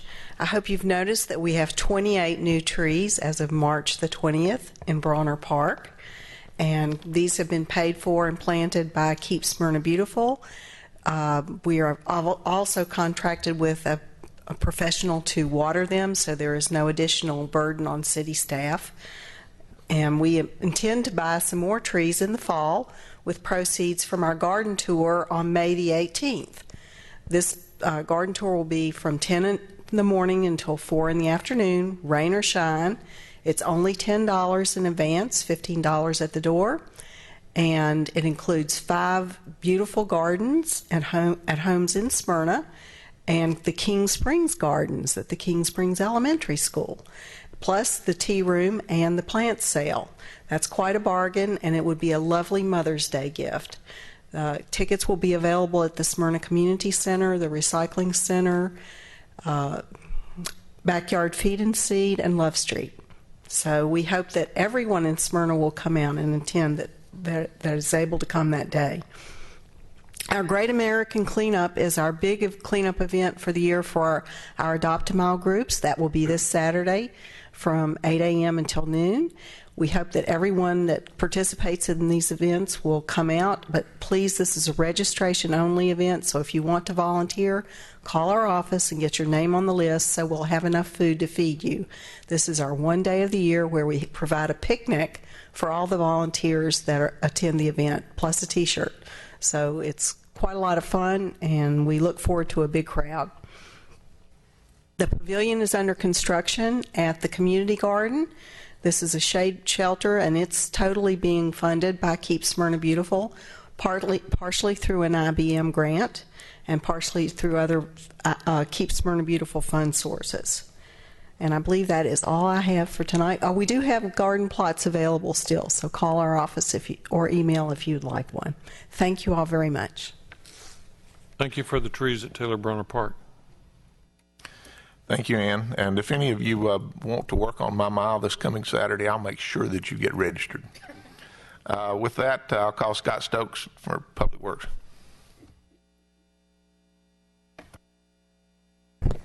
Give you some updates. Belmont Connector Splosh project. It's about 85% complete. The contractor is currently working on fine grading and finish landscaping for the project. Once that's complete, they're going to put the top coat on and pave their way out. The Concord Road Splosh project is going to our project managers and project coordinators for that gave me an update on Friday, letting me know that C.W. Matthews should be in there probably within the next 2 weeks to really make a mess of the roadway. I've asked for a more precise time. I've asked the program manager to see if they could get C.W. Matthews to put up some signage on both ends, some reader board type signage, hopefully to warn citizens and some of the motoring public that the road's going to be quite active, hopefully within the next 2 weeks. Water main replacement on Dogwood Circle is about 90% complete. Got a water main project on Linwood Court at about 80% complete. Got one on Linwood Drive that's about 60% complete. And the contractor is moving to Cherokee Trail to do some water main work on the end of that roadway. We're working on bid specifications for approximately 3,000 linear feet of sanitary sewer rehab, a couple areas of town over on Powder Spring Street on the west side of South Cobb, and some area of sewer main over on between Pretty Branch and Lee Street. Stormwater projects, the Campbell Road project's complete. The contractor has a punch list on it. They got a Terry Myers Drive stormwater project. It's complete. Contractor also has a punch list work to do on that project also. A couple projects that are out for bid. Concord Road at North Cooper Lake, small storm sewer project there, and then also a storm sewer project at Linwood Drive and Powder Spring Street. And then our striping contractor's completed all the work that we've given him for this current fiscal year. And currently we're working on our paving list for the next fiscal year. That's it. Thank you, Scott. With that, Mr. Mayor, I yield. Ms. Terry Nulowich. Thank you. First, I would like to invite Tony Joe Howard up to report from the Finance Department.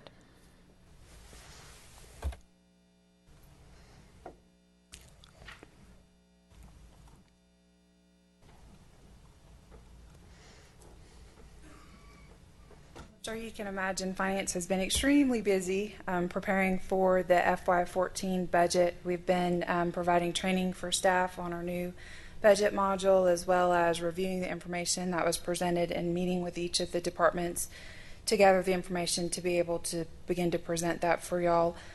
We are working currently on getting those budget books together to provide to y'all at the end of this month. And that's pretty much where our focus has been for quite a while now. Any questions? Thank you. And now, if Jennifer Bennett would like to come update us on community relations.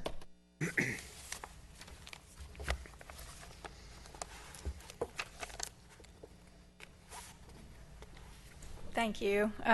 Everyone wants to know about events, and just in case you're in the habit of overlooking what is in your water bill, your event calendar is in the water bill. It's got a nice listing of all the things that we do here to celebrate community. Coming up at the end of this month, April 27th and 28th, is the Spring Jonquil Festival. It includes the Jonquil City Jog. My original plan was to talk a lot about the jog tonight, but if you're a runner, your heart is in Boston tonight. And we are here with heavy hearts, so perhaps at the next meeting, or if you peruse our website, you'll find links to the Jonquil City Jog and other things to get involved in. And I want to expand a little bit on how you learn about things and get involved here at the city. I know a number of people may not use the website or may not use social media.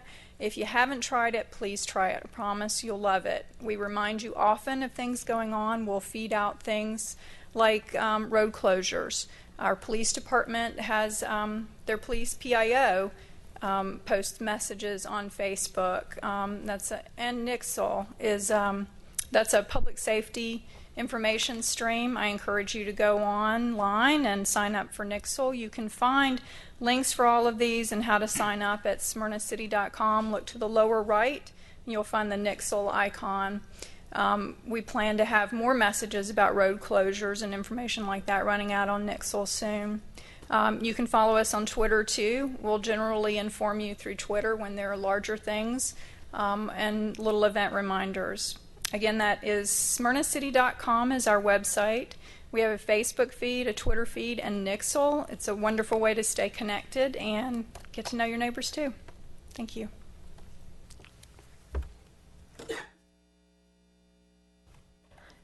Thank you. I just wanted to say a couple more things.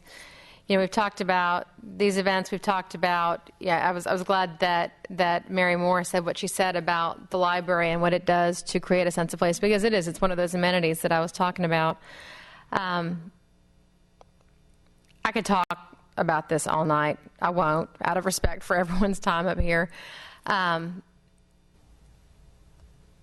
I just think that one thing we really need to remember is that the consistent positive momentum that the city gets from Food Truck Tuesdays, there are things that you can quantify if you wanted to, that the value of them would be in the very high tens of thousands of dollars, like earned media that we've gotten, like social media reach.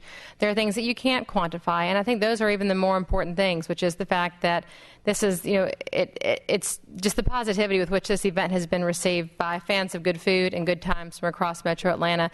The thing about Food Truck Tuesdays is, and anyone who's been there would probably agree, is that honestly it's bigger than any one of us up here. It's bigger than anybody organizing it. It truly grew on its own to become a signature event that we have here in this city, and it is. It's and I'm trying to, you know, I think it's important to maintain that perspective that it's bigger than any one of us and what our opinions are of food trucks, what are, you know, whether we follow them on Facebook or we follow them around town or we get angry following them in traffic. I think it's bigger than any of that, and I think that's a key thing to remember.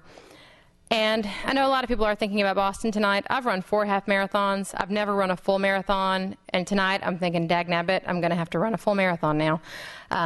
But there's a quote that sticks with me from Catherine Switzer. She was the first woman to officially run the Boston Marathon. She's the one you may recall was clobbered by the male race director because he wanted it to be a men's race, and the men that she was actually running with, who were running the marathon, fought the race director off. Anyway, what sticks in my mind is, and it's true if you ever have run even a 5K or a 3K or a fun run or a tot trot, if you're losing faith in human nature, go out and watch a marathon. I'm going to go do a long run tomorrow, and I'm probably not the only one. And with that, I yield. Miss Andrea Bluestein. Mr. Sudworth, we haven't heard from you at all this evening. You want to come up and tell us a few things? Oh, you must have been asleep then. No. I'm just saying that facetiously. He's been up there every 5 minutes. I promise I won't be up here but 1 minute. the month of March, actually, we slowed down a little bit in relationship to last year. We were about 85%. But that's very understandable given that if you look at, again, I'll go back to our number of single-family dwelling permits that we've issued. If you look at it from the fiscal year, July till now, we in FY12 we would have hit 81 units. This year in FY13 we more than doubled that at 167. So I don't expect that we are going to continue to top each month every other month. Just to give you how we've done actually on the calendar year from 2012 to 2013, the first 3 months of 2012 we had 47 new units. We already have 66 new units this year. So again, this is just a little valley, I feel. But as the numbers indicate, we've more than doubled time-wise the number of permits we had. And obviously with some of the approvals tonight, we will continue to see an increase in that number. Thank you. I just want to say a few words about, I went to a real estate class last week, and if you want to sell your house right now, it is phenomenal. Ordinarily, like the big companies, they work with about a 6 month of inventory. Right now, they have about a 1 week of inventory. Houses are getting sold in 2 or 3 days. There are bidding wars over them. I'm not saying that that's going to work for everybody, but it is just truly phenomenal how the housing market has taken off. But if you're looking for a house, you better go Tuesday, Wednesday, or Thursday, because by Saturday it's gone. But so that's a good sign for our economy. Now we need some the builders to come back and add to the inventory. So the other thing, I'm just crushed that what's going on in Boston tonight.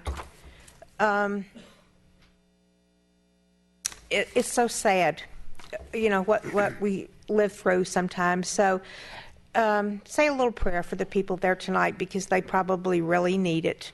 Thank you. With that, I yield. Ms. Melanie Pritchett. Thank you, Mr. Mayor. I just want to say to all of our department heads, I think you're all wonderful.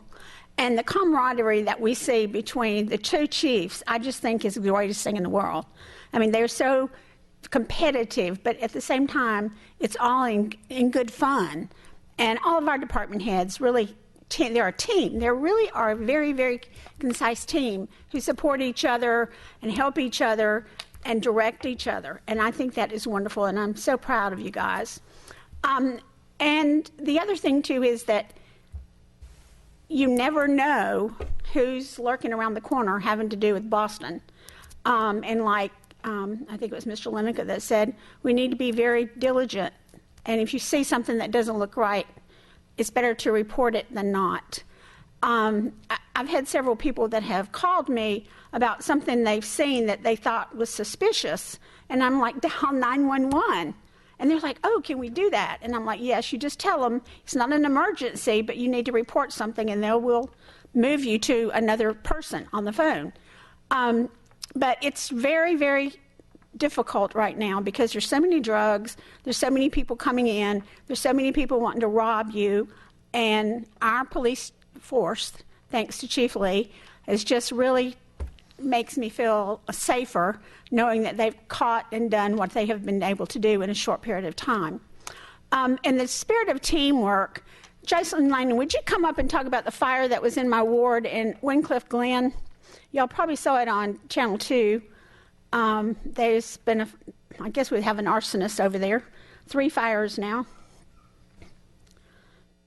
We do at Wincliffe at Galleria have what I would call a serial arsonist, starting fires in usually unoccupied areas, but in buildings that are occupied.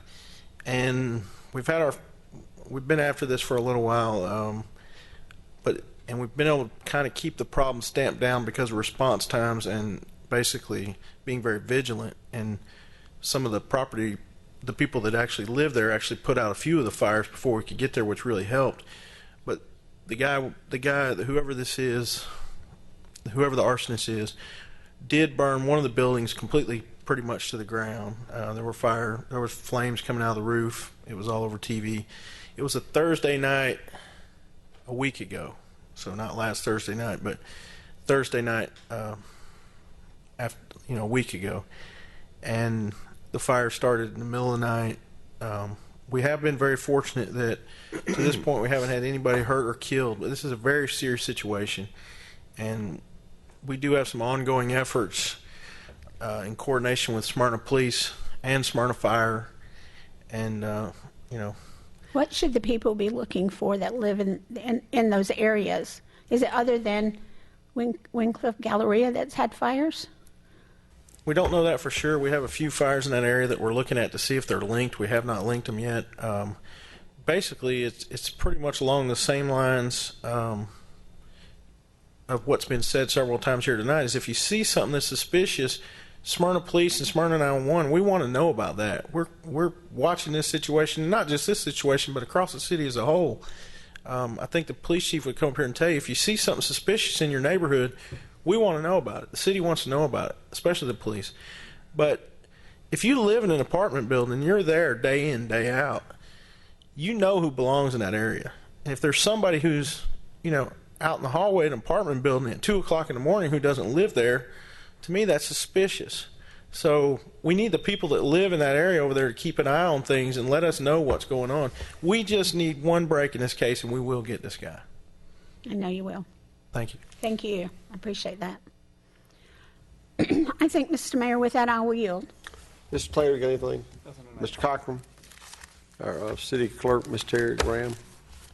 We have no show calls, hearings, citizens input. We've got some folks signed up for that. Alec Backery, 3459 Shawnee Trail. His topic is comments.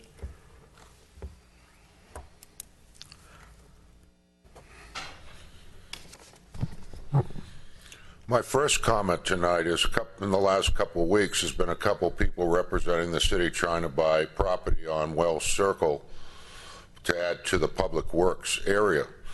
There's a solution to save you money on buying these possible properties.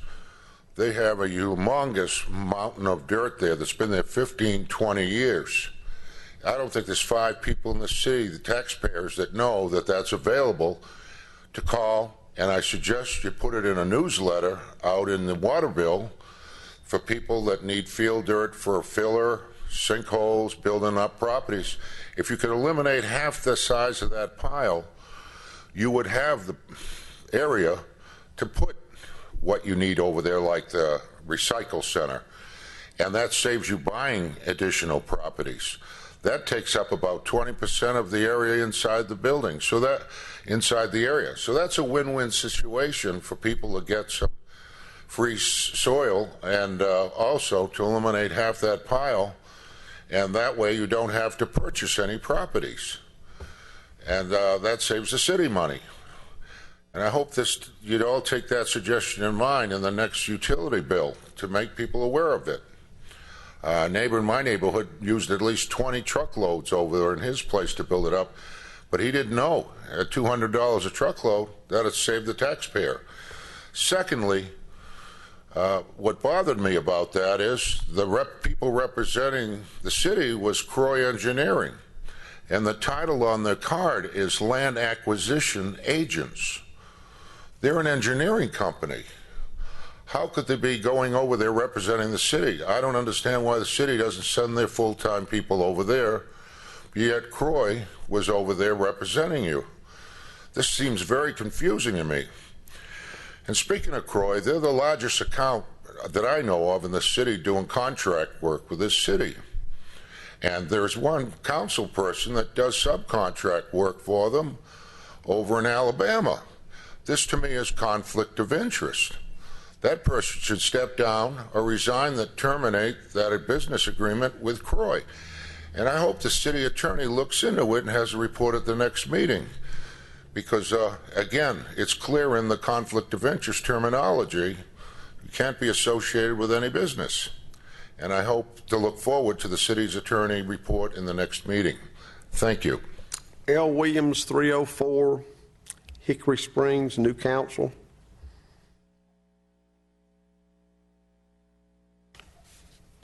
Good evening. Finally. Greetings, Council and Mayor and residents of Smyrna. My name is Larissa Edwards. I am the Messiah. I came last week. You heard me already. I know I have 3 minutes. I'm going to ask that I have just a few more than 3 minutes. I promise I'll be as fast as I can. Okay? City Council and the Mayor, I humbly ask that you give me what I need when I need it. And I'm going to say it again. I am going to ask that the City of Smyrna, including the Council and the Mayor, give me what I need when I need it. And how do I know you're going to give me what I need when I need it? Because I have something that I can offer you guys that nobody else on the face of the planet can offer you. Not the mayor, not the president, not Oprah, Phil, or Oz. You're looking at the owner to the rights of time. I alone have the rights to the fountain of youth. And I can offer the city council, the mayor, and the residents of Smyrna counseling to help slow down your aging process. I hold dominion, which means I hold everybody's lives in my hands, everybody in here. I know it's hard to believe, but it's true. Let me give you an example. Let's say your average life expectancy is about 90 years, give or take a couple of years. From 0 to 75, if you can move around and live la vida loca, you're doing very well. From 75 to 85, you go through a rapid aging process. No one can stop this aging process. No one but God, and He gave the information to me. Okay? From 85 to 90, you're basically going through atrophy, okay? And your bodies, all of our bodies will start to decrease. However, look at me. I'm 42 years old. I have no gray hair. I eat what I want. I do what I want. I even drink a little bit. You know what I mean? I'm not a saint. But I stopped aging. The thing is, I cannot promise that everybody will stop aging. Not everyone is naturally inclined to stop aging, but everyone can slow their aging process. But before I can help anyone in Smyrna, and it's only available to the citizens of Smyrna for free, but before I can do that, I need time. You know, sometimes, you have money, you have a company and says, it takes money to make money. Well, it takes time to get time. And before I can help anybody slow the aging process, we have to get out of imminent danger. I know everybody's aware of what happened in Boston today. That's not going to stop. We have sinkholes that put us in danger every day. If one sinkhole damages one nuclear plant, America is finished. We sit on top of the largest weapon of mass destruction in the world, us here. We have over 65 nuclear plants. What happened in Japan is mild compared to what can happen here. And on top of that, we have Mr. Kim in North Korea. What I'm asking the panel to do, I'm almost finished. What I'm asking the panel to do is help me help you. If anybody can help me get to North Korea and help America, please contact me. Ms. Christie has my number. Do you have any questions? Thank you. That's it? Thank you, ma'am. I expect to hear from you, Mr. Mayor. Yes, ma'am. Thank you. Terry Howell, 1797 Spring Road, Southeast, food trucks is his topic. Thank you, Mr. Mayor. First and foremost, when my wife and I started Happy Belly a year and a half ago, we never dreamed that it was going to turn into what it's turned out to be nationally recognized, to have a business that is flourishing in a down economy, to the great community of people that we've come in contact with. It's just really been a life-changing experience. To that end, we moved forward into the other arenas of our profession that we are heavily invested in. We have a serious investment in Smyrna. We just made another substantial investment into our business this year with the addition of a Honeysuckle and a second Happy Belly and 4 other food truck operations to be based here in Smyrna. So we began last year, about May sometime, started doing some food truck coordination. We had spent many years coordinating events in private clubs, 2, 3, sometimes 4,000 people. And we found a niche for ourselves. Our brand was very strong. Our relationships were very strong. Our ability to handle logistics was incredibly high. And now we are very fortunate that with Fork in the Road, that we have many different outlets to use that expertise at. And I'm incredibly grateful to live in this country, and I'll tell you the reason why. Because I learned a great deal about government through this process. Great deal about government. Probably things I would have never learned had I not gotten involved and engaged in trying to pursue this bid. And the one thing that my grandfather told me when I was young was, don't do anything that you wouldn't put on the front page of the Wall Street Journal. Well, I would write on the front page of the Wall Street Journal that I'm proud of the way we went about this bid process. We submitted our bid. We let our merits stand. We didn't lobby anyone on this council. We let the work speak for itself.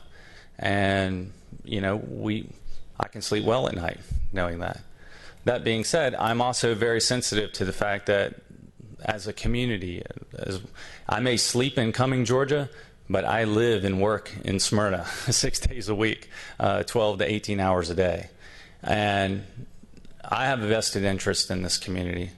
The food truck event last year was a great success. We want to make sure that we maintain the integrity of that, maintain the Smyrna brand. We have used every resource that we have available to our own personal company to give back to Smyrna so that it does not cost the taxpayers of this city a single penny. And I'm proud of that. I'm proud of that. And I'll do my best, along with my wife, to make sure that the city maintains and continues to have an event that they're proud of. Thank you.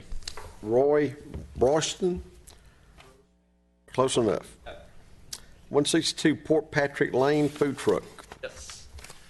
My name is Roy Broston, and thank you, Mayor and the Council. I'm here basically to endorse Terry and his operation. I'm the founder of the Philly Connection many years ago. Many of you are probably not old enough to remember back in 1981.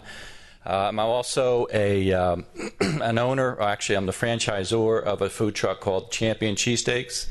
And you may wonder why I'm in franchising with food trucks, because I was pretty successful with the Philly Connection concept and franchising. And I did the same. I'm doing the same thing with the Champion Cheesesteaks. I've also had another restaurant here in Smyrna called Roy's Cheesesteaks, and I think you can see the combination or the continuation of the product that I sell, much to the worry of my cardiologist of so many of the cheesesteaks that I've eaten over the years. But the most important thing to me is that when I met Terry, I had Roy's Cheesesteaks. Let me take you back a little bit. I had Roy's Cheesesteaks mostly to get into a mobile unit concept. This is really before the food truck industry was taking place. Then I decided, once I saw what was starting to happen, I sold Roy's Cheesesteaks. It's still operating on Highlands Parkway. And I moved into a warehouse up in Kennesaw, where I met with Mayor Matthews and I met with the other people in that administration to talk about getting food trucks going in Kennesaw with our warehouse and with our trailers. Well, Kennesaw was a little slow in finally passing an ordinance allowing food trucks up there. But I did help them in trying to get a thing going called the Dinner at the Depot in Kennesaw, which is now operating again. Terry is in charge of that this year. They've had a lot of challenges getting that started. I'm here primarily, like I said, I wanted to just have you feel comfortable with a man like Terry in a Fork in the Road and what he's doing. I know his operation. I know what it costs to get these food trucks going, the commissaries going, the investment. It's very heavy. And Terry has done an excellent job. In fact, somebody already alluded that he has been awarded the Alpharetta event, which is a big event also. Smyrna is, I look at Smyrna and what has already taken place as a front page operation, because when I looked into food trucks, I saw that what was happening in the West Coast, what was happening to all these other cities. The ones who do it right, they're still on the front page, with all the things that's happening. National Restaurant Association is recognizing what's happening with food trucks, and they're recognizing that these events is really where a lot of the future is in the restaurant industry. So once again, I encourage you to, and if there's any kind of question about Terry, I've worked with him for almost 2 years now. He's a great guy. He knows what he's doing, and he's put his investment into what he's doing. The Fork in the Road is an excellent vehicle for him to continue on with the food trucks. So thank you for your time. That concludes our speakers for tonight. It is 9:38. Is that correct? There's no other business to be brought before this body. I declare this meeting adjourned at 9:38.